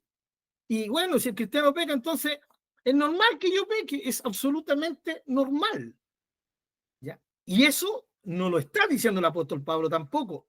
No sé si entienden la idea que le intento compartir, ¿no? Están los que dicen, no, el cristiano no peca. Y en el otro extremo están los que dicen, no, el cristiano peca y es normal que el cristiano peque porque sigue siendo pecador, porque es su naturaleza, y comienza a excusarse, ¿no? Volvemos al tema de los desequilibrios. Aquí Pablo no está apoyando ninguna de las dos opciones, ¿ya? Y está dejando claro con respecto a la segunda opción que es absolutamente contraria a Dios el creer que para un cristiano es normal pecar, que para un cristiano es normal ceder al pecado. Pablo está en contra de eso, lo ha dejado clarísimo. ¿Ya? Y es lo que hemos estado viendo en estos 14 versículos. ¿Ya? Bien, por qué digo esto, hermano? Porque vuelvo a decir, hay gente que viene y ya uno le dice, hermano, ¿el cristiano peca o no peca? Es que, hermano, un poquito largo. No, no, no, un sí o un no. La palabra del Señor dice, en el sí y en el amén están las bendiciones. Que tú sí seas sí, tú no seas no. Así que dime, hermano, ¿el cristiano peca o no peca? Entonces, ya, si el cristiano peca, bien, gracias, hermano. ¿Cierto? Es un grupo. El otro diría, ¿cómo que peca, hermano? Imposible, usted está en contra de la palabra. Bien. Hermano, no es una respuesta a esto, ¿ya? Tan fácil como muchos quisieran. No es que no sea fácil, hermano, sino que la idea de la palabra del Señor, como todos los temas que hemos visto, la idea del Señor es que profundicemos en la palabra. Siempre Dios nos está llamando. ¿Quieres sacar oro? Bueno, sí, usa tu picota. Pica, pica, sigue picando, sigue picando, sigue picando. Sí, pero esfuérzate y en las profundidades vas a encontrar oro. Pero ¿qué hacen muchas veces los cristianos hoy en día? Somos flojos, queremos picar una, ¡uy, que salga oro! Sí, brote oro por todos lados. No, con Dios no va a ocurrir eso, porque Dios siempre nos está motivando a profundizar en la Escritura. Hermanos, y antes de seguir, quiero explicar algo, hermanos. Hasta ahora hemos visto, si ustedes se fijan, Pablo estaba hablando de pecado en singular. No sé si se fijaron, ¿no? De pecado en singular. Versículo 1, perseveraremos en el pecado. Versículo 2, los que hemos muerto al pecado.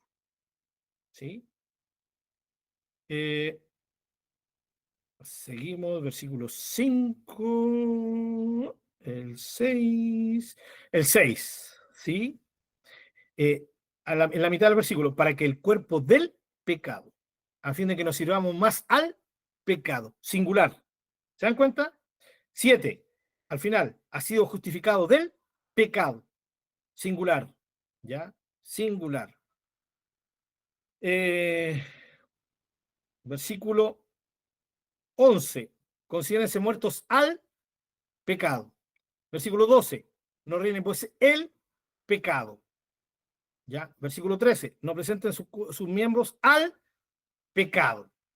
¿Ya? Y el 14, el pecado no se enseñará de ustedes. ¿Se dan cuenta? Está hablando en singular. Por lo tanto, Pablo está hablando de ese poder del cual hemos estado hablando, ¿sí? Que se enseñorea sobre el ser humano y sobre su naturaleza caída. ¿Ya? Entonces, la idea de esto es que ese poder ya no se puede enseñorear de nosotros. Entonces, lo que nosotros tenemos que comprender, que aquí Pablo está hablando de este poder llamado pecado. Ahora, este poder llamado pecado, al reinar, al enseñorearse sobre un ser humano, ese ser humano actúa, comete actos, ¿sí? Que son pecados.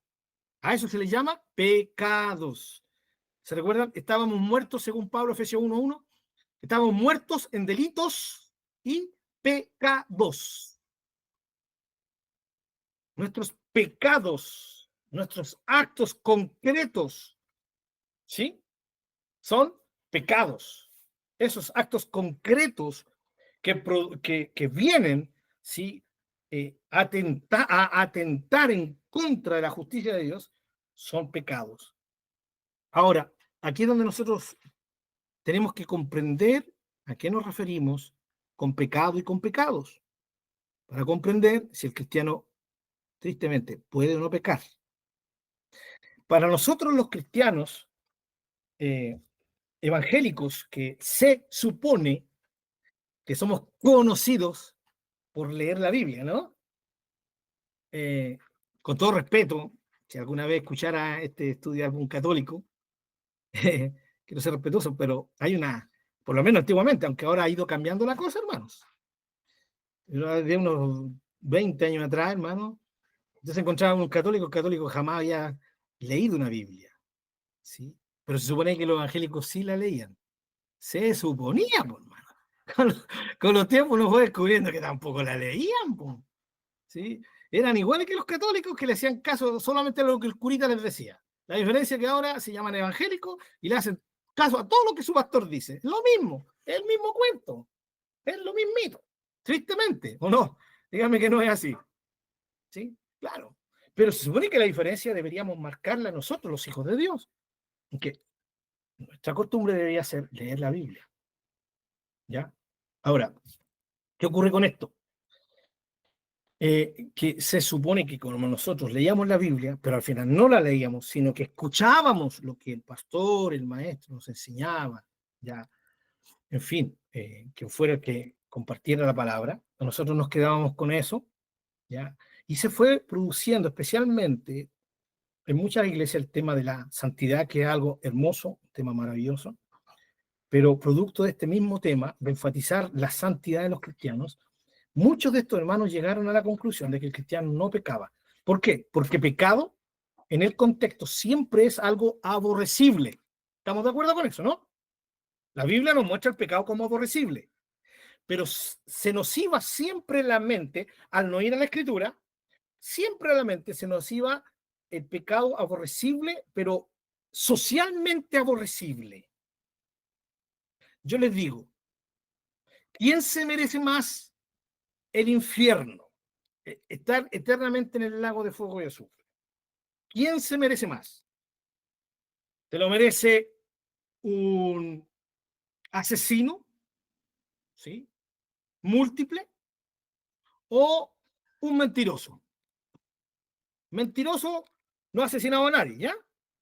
Pero es mentiroso. ¿Cuál de los dos se merece más el fuego, el lago de fuego y azufre? No me respondan. Solamente para que meditemos un poquito, ¿no? Entonces, bajo la perspectiva, entre comillas, evangélica y escritural, en nuestra mentecita siempre caía que es obvio, pues, hermano.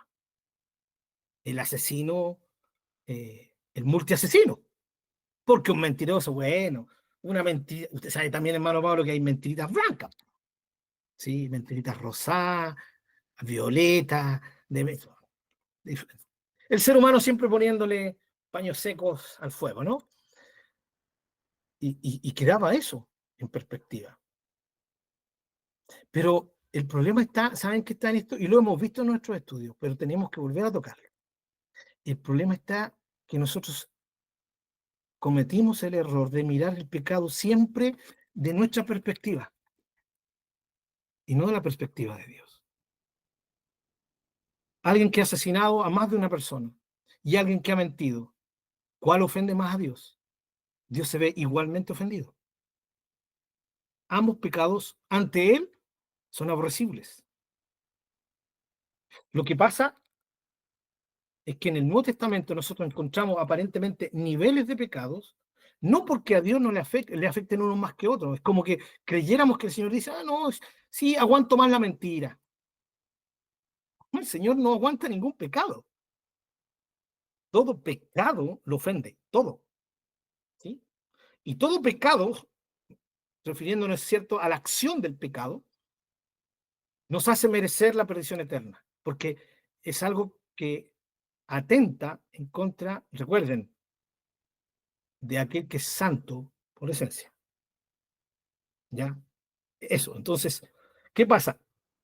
Que, claro, veíamos, por ejemplo, no sé, el hermano ya se divorciaba de su esposa, ¿no? Se divorciaron los hermanos, ¿ya? Y después que se va averiguando la cosita, porque uno empieza a preguntar, no por ser cupuchento, sino para orar por los hermanos, ¿no? Sí, no, hermano, ¿qué pasó con tal hermano, con tal hermana? No, es para orar, hermano. Entonces ya, listo, dejemos. Hermano, no tenéis ni idea, hermano. Se descubrió que el hermano había engañado a la esposa y no una, dos, sino una vez, dos veces, no. el hermano se creía Salomón. Entonces, oh, ¿en serio, hermano? Sí, terrible. Y aún en esa conversa tan carnal, ¿no? Sí, de cagüín, porque seamos sinceros, esa conversación son cagüineras, ¿no? Eh, entonces, en esa conversación tan cagüín, no, en serio, hermano, no te puedo decir, hermano. Eso ya es pecaminoso, pero fíjense, ellos se están creyendo, se están autopercibiendo como absolutamente apartados de ese pecador que engañó a la señora varias veces, ¿no? Y que por eso terminó en divorcio su matrimonio. ¿Entienden la idea, mis queridos hermanos? ¿Sí? ¿Por qué? Porque está el concepto de que para Dios hay diferentes ofensas en cuanto al pecado, ¿ya?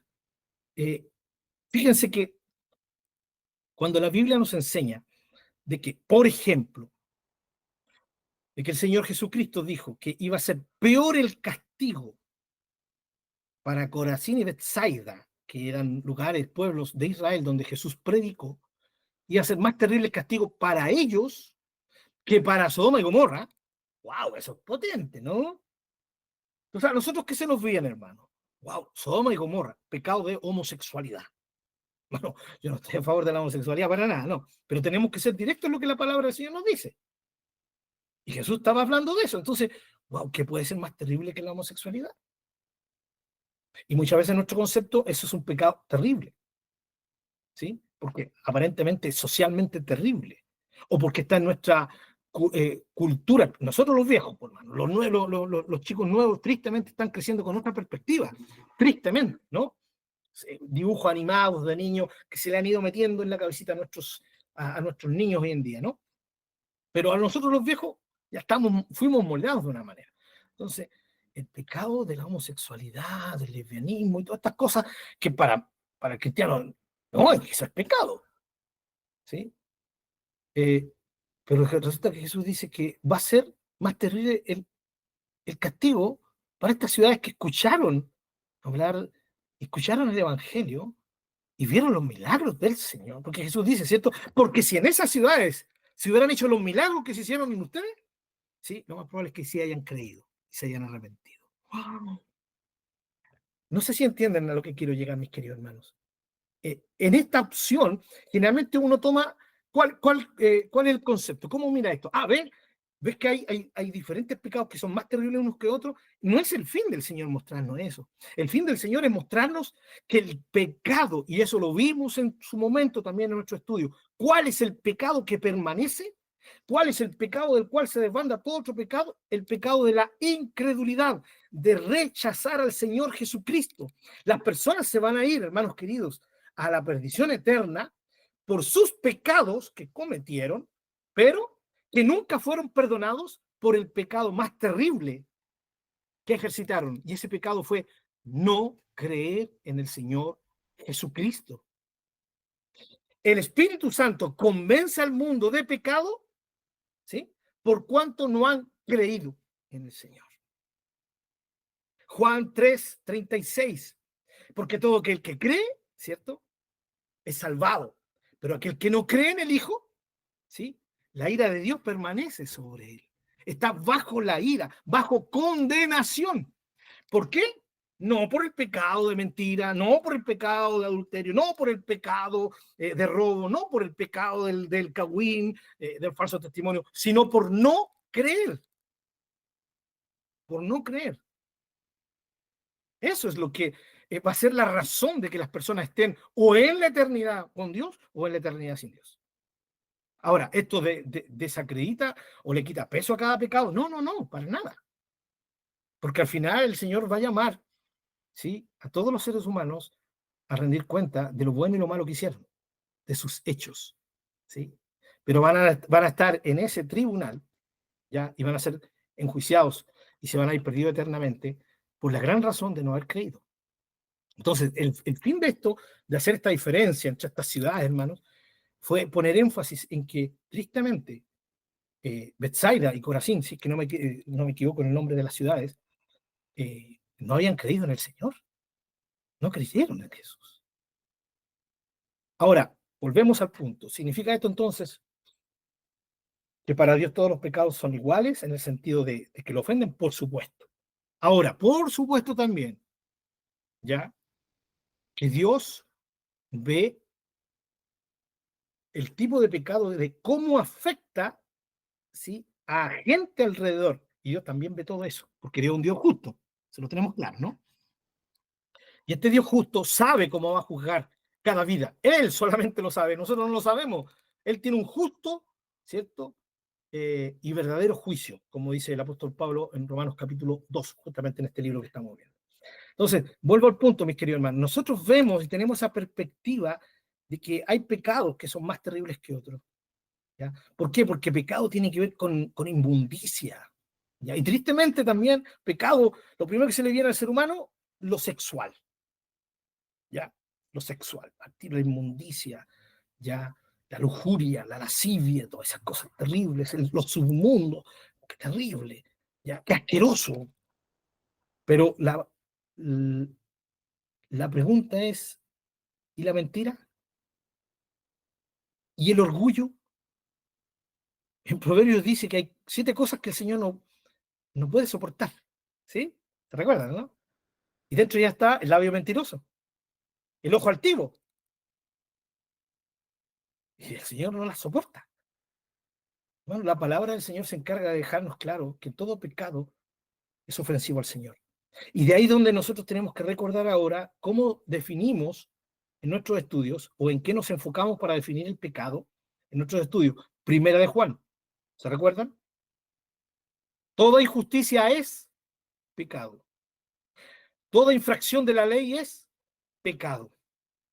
Romper los mandamientos de Dios es pecado. Pero se nos viene a la mente, hermanos queridos, que pecado es cuando yo no guardo el día de reposo. Pero también el mandamiento del Señor es que nos amemos unos a otros. Y si yo no soy capaz de amar a mi hermano o a mi hermana, estoy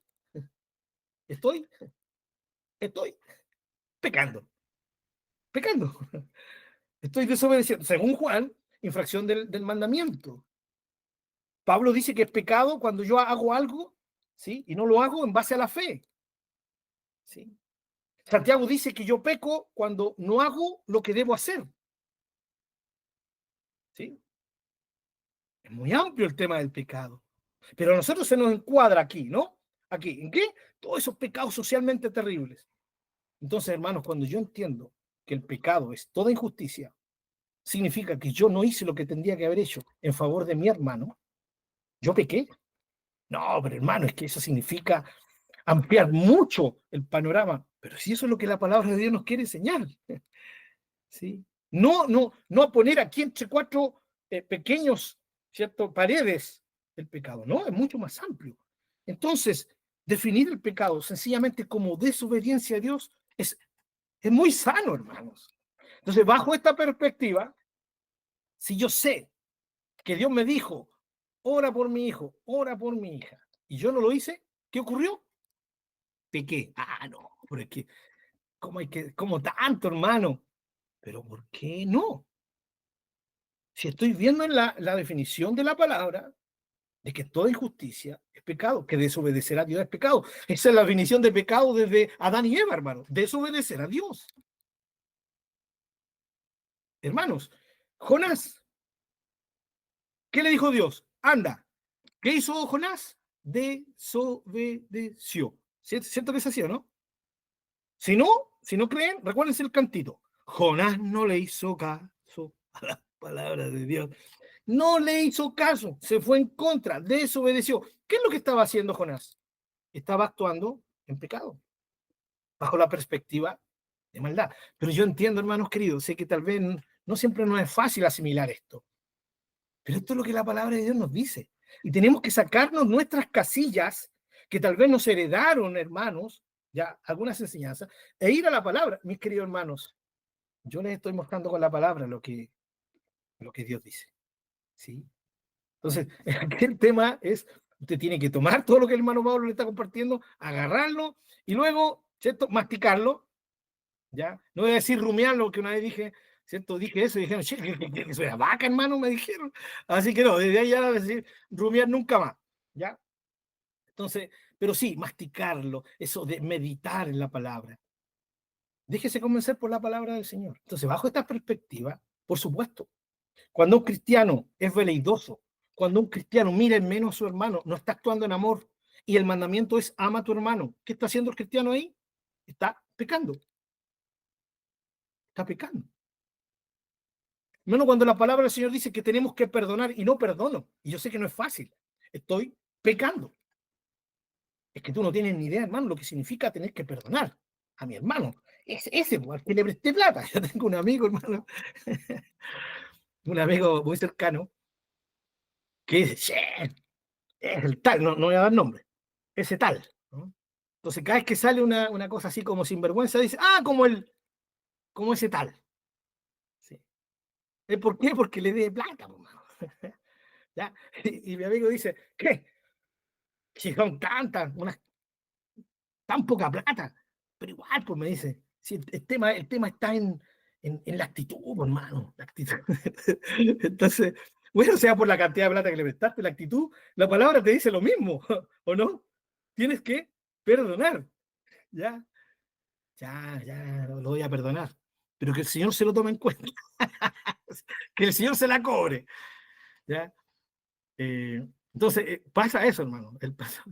Espero no meterme aquí, hermano, de que tal vez alguien le deba plata. Hermano, por favor, ya. No estoy diciendo que por obligación usted tiene que perdonar. Ya no. Este es un trato del Señor con cada uno. ¿De acuerdo, hermano? Ya.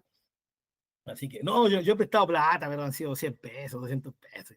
Fácil de perdonar, pues, hermano. ¿Ya? Ahora, tal vez, hermano Pablo, sería diferente si hubiera prestado 500 lucas, ¿no? Ahí me dolería más. Pero, en fin. Pero el tema está en eso, ¿no? También está, por ejemplo, el famoso tema que yo toqué la semana pasada, hermano, y obviamente, pero voy a hacer un mea culpa, ¿no? Perdón, hermano, si me fui mucho al chancho ay, perdón esta expresión chilena también, perdónenme. Puro perdón, perdónenme esta expresión chilena, pero creo que me fui un poquito al chanchito, ¿cierto? En contra de los pastores, ¿ya? Espero que se recuerden que el contexto era los malos pastores. Siempre estamos reconociendo que hay muy buenos pastores. Y aquí, a mi lado,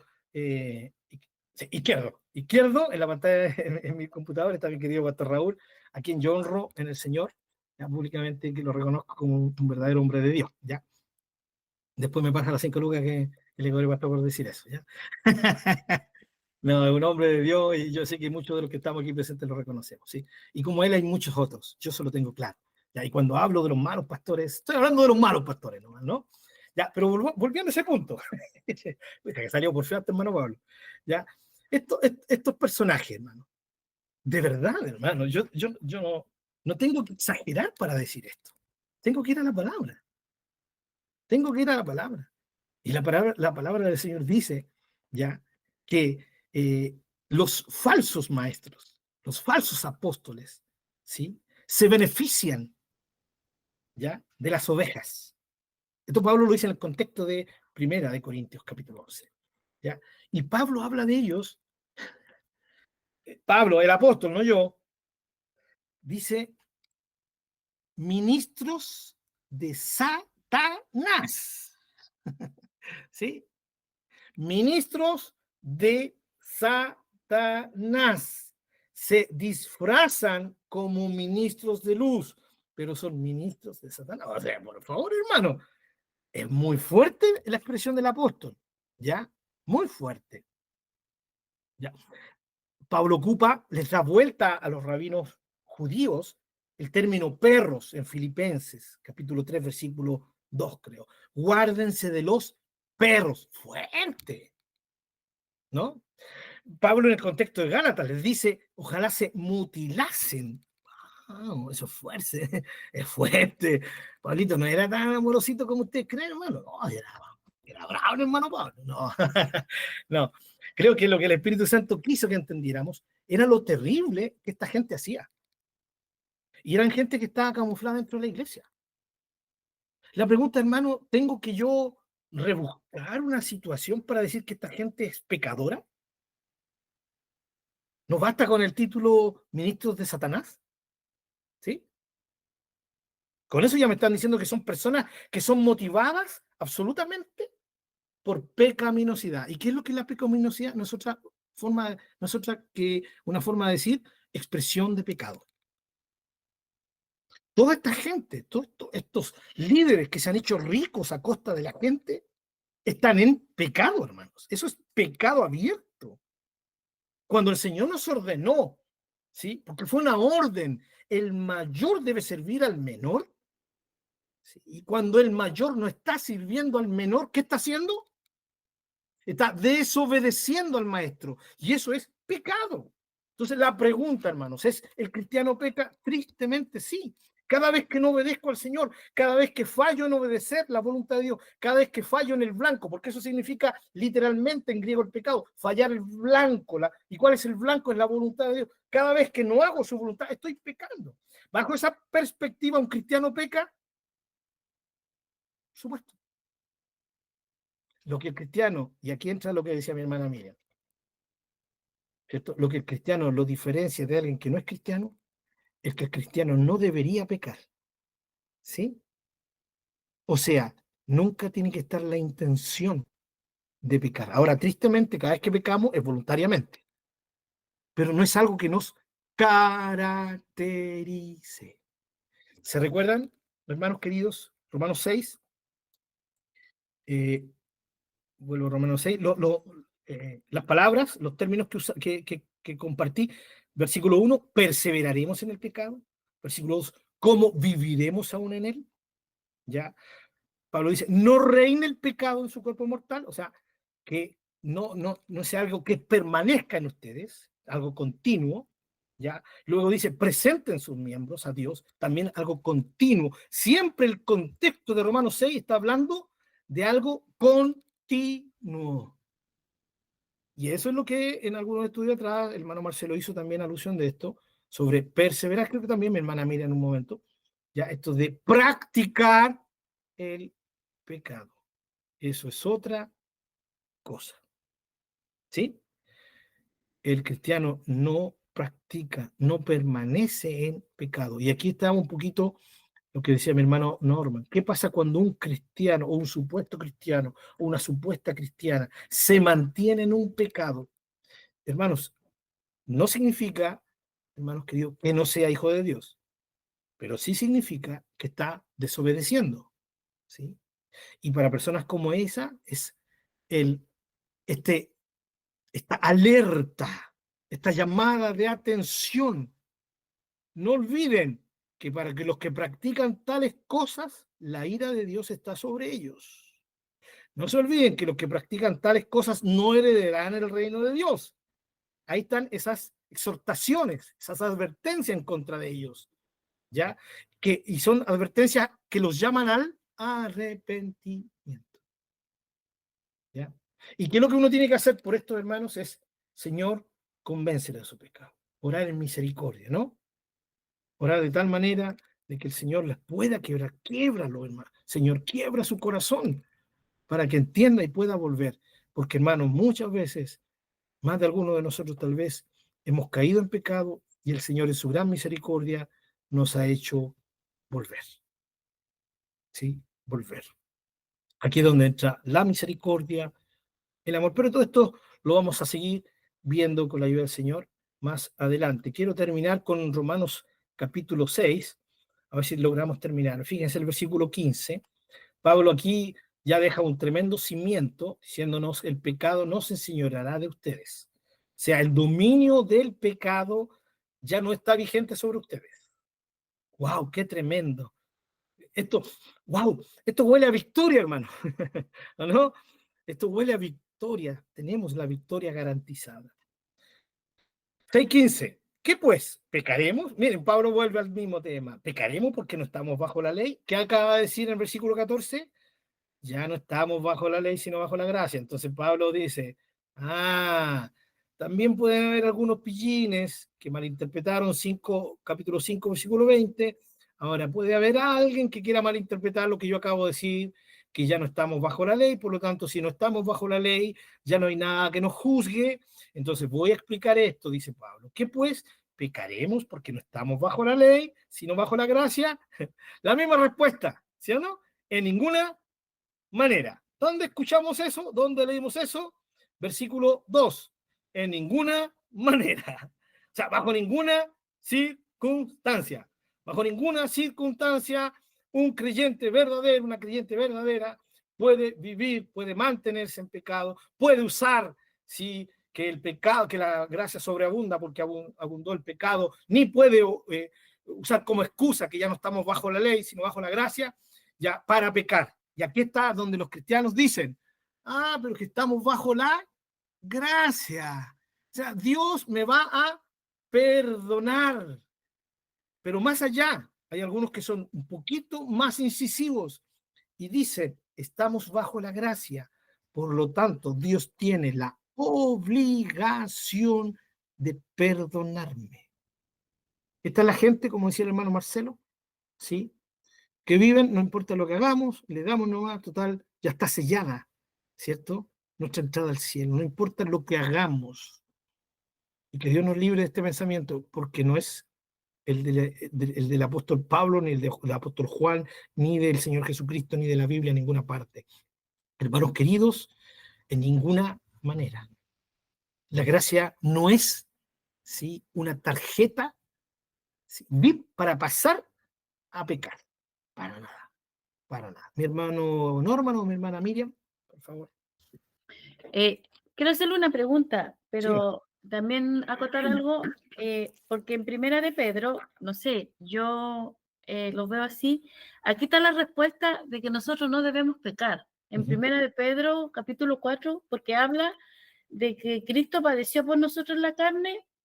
En el versículo 1, vosotros también armados del mismo pensamiento, pues quien ha padecido en la carne terminó con el pecado. Y dice, para no vivir, en el versículo dice, en el tiempo que resta en la carne, conforme a la concupiscencia de los hombres, sino conforme a la voluntad de Dios.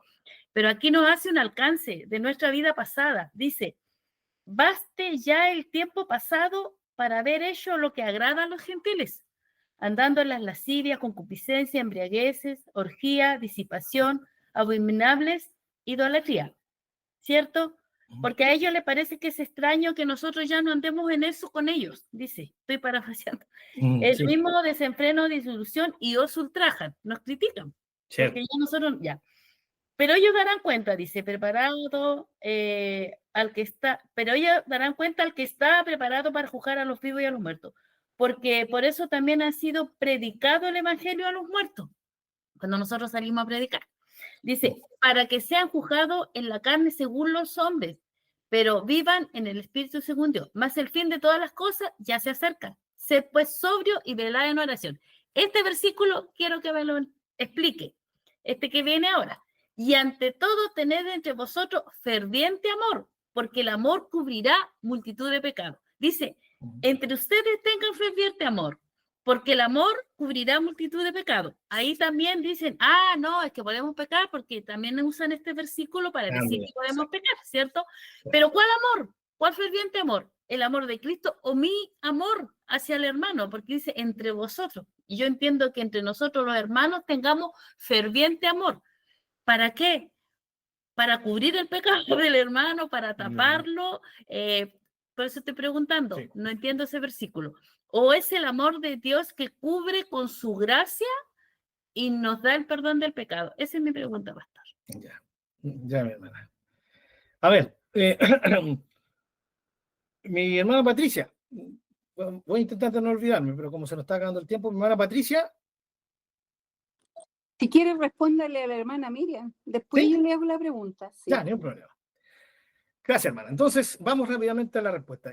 Lo que usted citó sobre Pedro, los primeros versículos van de la mano con lo que nosotros estamos viendo en Romanos. Hay perfecta comunión entre Pablo y Pedro. ¿Ya? Por ejemplo, capítulo 6, ya dice versículo 21, dice, pero ¿qué fruto teníais de aquellas cosas de las cuales ahora se avergüenzan? Porque el fin de ellas es muerte, ¿no? Entonces está hablando de las cosas que hacíamos antes, lo mismo que dice Pedro, ¿no? Esas cosas, baste ya de esas cosas que antes hacíamos. Está hablando del pasado. Entonces, en primer lugar, lo que Pedro está hablando ahí, lo mismo que Pablo, está hablando de la gran motivación para no pecar, la obra del Señor Jesucristo. Es lo mismo que estábamos hablando con Pablo, ¿no? Apropiarnos de esa obra del Señor Jesucristo. ¿Ya? Ahí hay claramente una motivación. Lo que no puede, lo que Pedro nos está diciendo es que no podemos, en el sentido de que, a ver, algunos dicen, no, que el cristiano no peca, o sea, no tiene la capacidad de pecar cuando es hecho nueva criatura. No, tristemente lo hemos visto, tenemos la capacidad de pecar. El problema es que nosotros tenemos que enfocarnos en no pecar. Esa es la idea de lo que hemos estado viendo en Romanos capítulo 6. Y es la misma idea de Pedro, ¿ya? Es la misma idea de Pedro, hermana Miriam, ¿ya? En el sentido de que Pedro nos está dando clara motivación para no pecar, ¿ya? Para no pecar. Eso muy rapidito lo primero, ¿cierto? Con respecto a lo que usted decía aquí. Claro que ahí estamos, ahí está la gran motivación para no pecar. Los cristianos no deberíamos pecar, ¿sí? No deberíamos. Eso está claro, ¿cierto, hermano? Lo hemos dejado claro. No deberíamos pecar. La triste realidad es que sí pecamos. Ahora, con respecto a ese versículo, si usted, por ejemplo, busca Santiago, ¿sí? Santiago capítulo 5,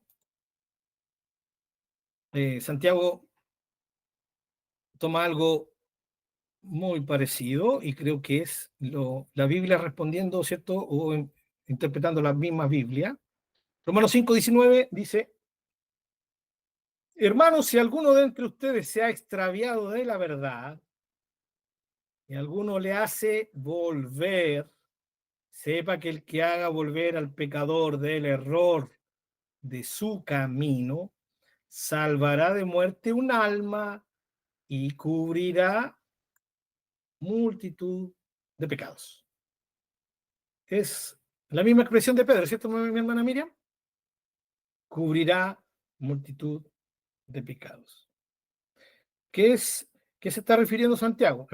Ahora, fíjense, bueno, lo vamos a ver después detenidamente. Santiago dice, si alguno hiciera volver a su hermano, o sea, está claro ahí que ese hermano que se está descarriando, como lo diríamos evangélicamente, está descarriado, ¿no? Es un hermano, es cristiano. O sea, y que se descarrió o que cayó y se dio al pecado. Pero su hermano va y lo rescata, lo hace volver, cubrirá multitud de pecados. ¿Qué significa cubrir multitud de pecados? No significa, y yo sé que no tengo por qué explicárselo a ustedes, pero lo voy a explicar, voy a hacer esta explicación por si alguien escucha y alguien es nuevo, ¿no? Cubrir multitud de pecados no significa que yo voy a estar viendo a mi hermano y lo voy a estar cubriendo diciendo, no, miren por su lado. No, sí, nuestro hermano no hay nada que mirar, no hay nada que mirar. Cubrir multitud de pecados, no. Porque el cristiano no encubre el pecado de su hermano en ese sentido. ¿Qué es lo que tiene que hacer el cristiano o la cristiana? El cristiano o la cristiana van donde su hermano que se ha alejado del Señor. En amor, van con el cristiano que ellos saben que realmente ha pecado. No lo difaman, no se lo cuentan a nadie, sino que oran y van donde su hermano. Y en amor lo convencen de volver de su estado de error, multitud de pecados van a ser cubiertos.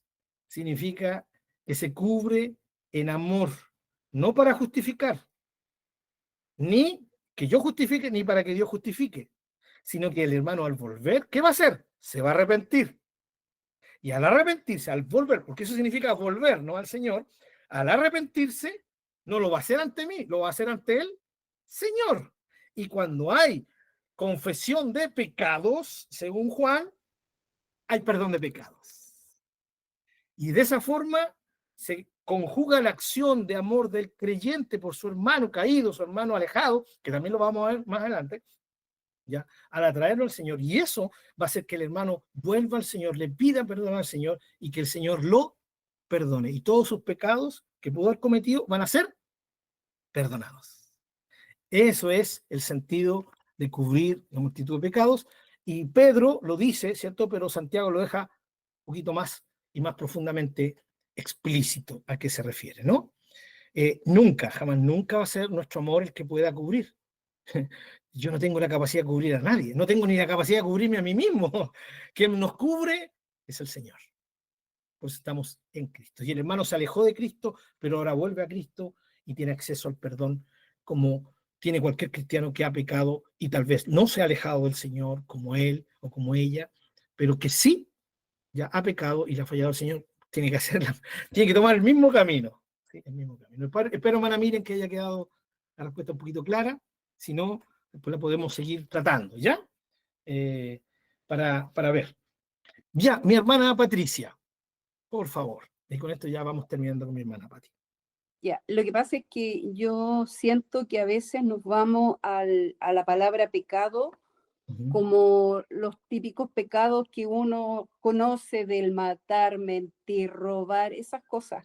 Pero también si nos vamos a la parte más pequeña nuestra esencia también como seres humanos, el comer de más también es pecado. La flojera también es pecado. Cuando tocan a la puerta y no queremos abrir porque a lo mejor son los, no sé, pues vienen a predicarle a alguien, también es pecado. Entonces, en realidad, si uno se pone a analizar el pecado es casi todo lo que hacemos. Entonces, tenemos presente de arrepentirnos cuando comemos de más, porque eso es gula. Tenemos presente de arrepentirnos cuando no queremos abrirle la puerta a alguien. Entonces, tenemos que tener presente eso también, pues. Claro que sí. Y la Sí, otra, sí, lo otro sí, que quería acotar respecto a muchas veces nosotros somos piedra de tropiezo porque juzgamos muy ligeramente a las personas, sobre todo nuevas, que, por ejemplo, si a la iglesia llega una pareja que convive y no son casados, se supone que el Señor va a empezar a hacer la obra en ellos, exactamente. pero nosotros como que apresuramos los pasos de la madurez de esas personas y empezamos a decirle, no, eso es pecado, ustedes se tienen que separar, ustedes tienen que casarse o separarse. Y a veces somos piedra de tropiezo porque esas parejas no dejamos que el Señor obre en ellos y se van de nuevo al mundo. Entonces también estamos pecando en ese sentido, po. Eso es lo que quería acotar. Ya, gracias, mi hermana Patricia. Muchas gracias por su votación. Sí, sin lugar a duda, eso es una verdad, sí. Mientras compartía el estudio, yo les comentaba que generalmente, como decía mi hermana Patricia, tendemos a mirar los grandes pecados sociales, ¿no? Pero también están esos, como por ejemplo el tema de la mentira que está por dentro muchas veces, la vanagloria. Y también está todo esto que acaba de decir mi hermana, ¿no? De hecho, el no actuar para un cristiano, no actuar en amor, ya es desobedecer al Señor. Y así podríamos ver muchas cosas en la Escritura de que se nos podría apuntar, que la Escritura nos apunta. Ahora, fíjense, para mí es muy importante terminar esto para que no nos vayamos a nuestras casitas, ya que están en sus casitas, perdón. Se me olvida que no estoy en el púlpito. Bueno, para que no se vayan a acostar con esta idea, hermanos queridos, es muy importante que nosotros, cuando hablamos de que el cristiano peca, no estamos hablando de que somos pecadores, porque este es el otro problema. Se da mucho esto. Bueno, si el cristiano peca, entonces es pecador, porque el que peca es pecador, ¿sí? Y un cristiano no es pecador. Ya, yo he escuchado hermanos muy amados decir, no, yo no soy un pecador, yo soy un santo. La Biblia dice que yo soy un santo, que no soy un pecador. Y es verdad, la Biblia dice claramente, en ninguna parte de la Biblia dice que un cristiano es pecador. Decimos amén a eso, porque el pecador es aquel que vive en pecado. Y ni usted ni yo somos eso, ¿sí? Por eso tenemos que hacer la diferencia entre vivir en el pecado, perseverar en el pecado, servir al pecado, practicar el pecado, ¿cierto? Hacer la diferencia con pecar, ¿ya?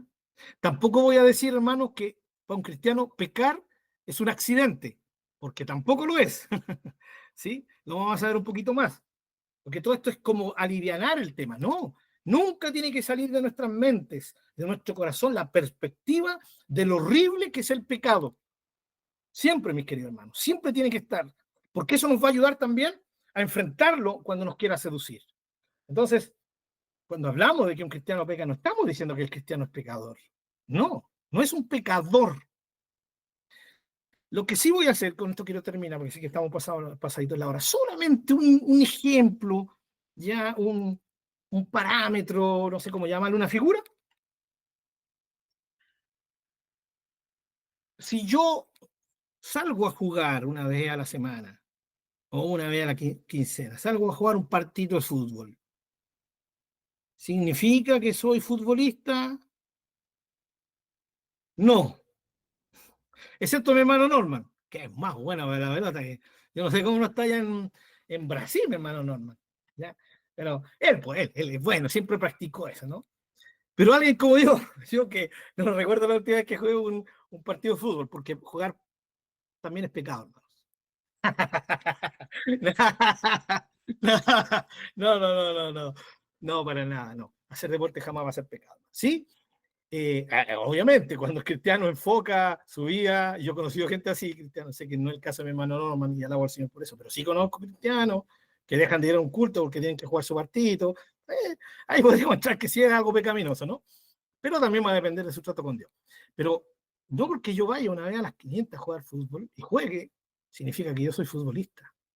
¿Y cuál es la diferencia? Es que yo estoy jugando de vez en cuando, ¿sí?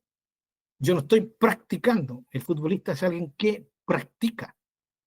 Ese es el sentido de practicar también en la Biblia. Es muy diferente que yo, tristemente, caiga en un pecado como un hijo de Dios. Otra cosa es que yo viva, practique ese pecado. Por eso dije, es un ejemplo muy, muy barato tal vez, porque ningún ejemplo nos tiene que llevar a bajarle la perspectiva a lo horrible y a lo terrible del pecado, hermanos queridos. Eso es muy importante. Y con eso quiero que terminemos, ¿ya? No estamos hablando de que el cristiano es pecador porque peca. Nunca estamos diciendo que la Biblia llama pecador a un cristiano, porque no lo llama así.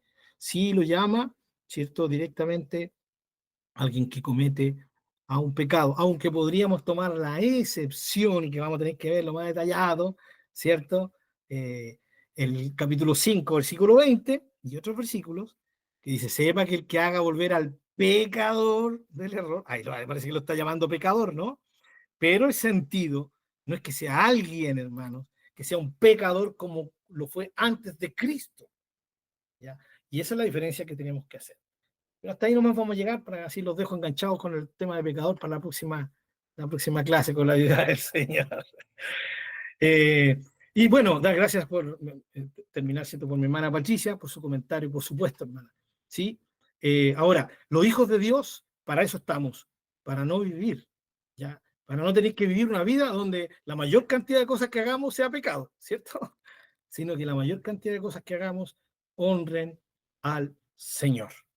Para eso estamos estudiando, porque la palabra de Dios va a producir esa fuerza, ¿sí? Esa capacidad en nosotros de poder vivir santamente para el Señor, de poder vivir consagrados para el Señor, de poder vivir una actitud de aborrecer el mal, de aborrecer el pecado. Porque nuestra gran motivación es honrar y darle al Señor lo que Él merece. Amén. Bien, mis queridos hermanos, agradezco al Señor por cada una de sus vidas y vamos a orar. Oremos al Señor.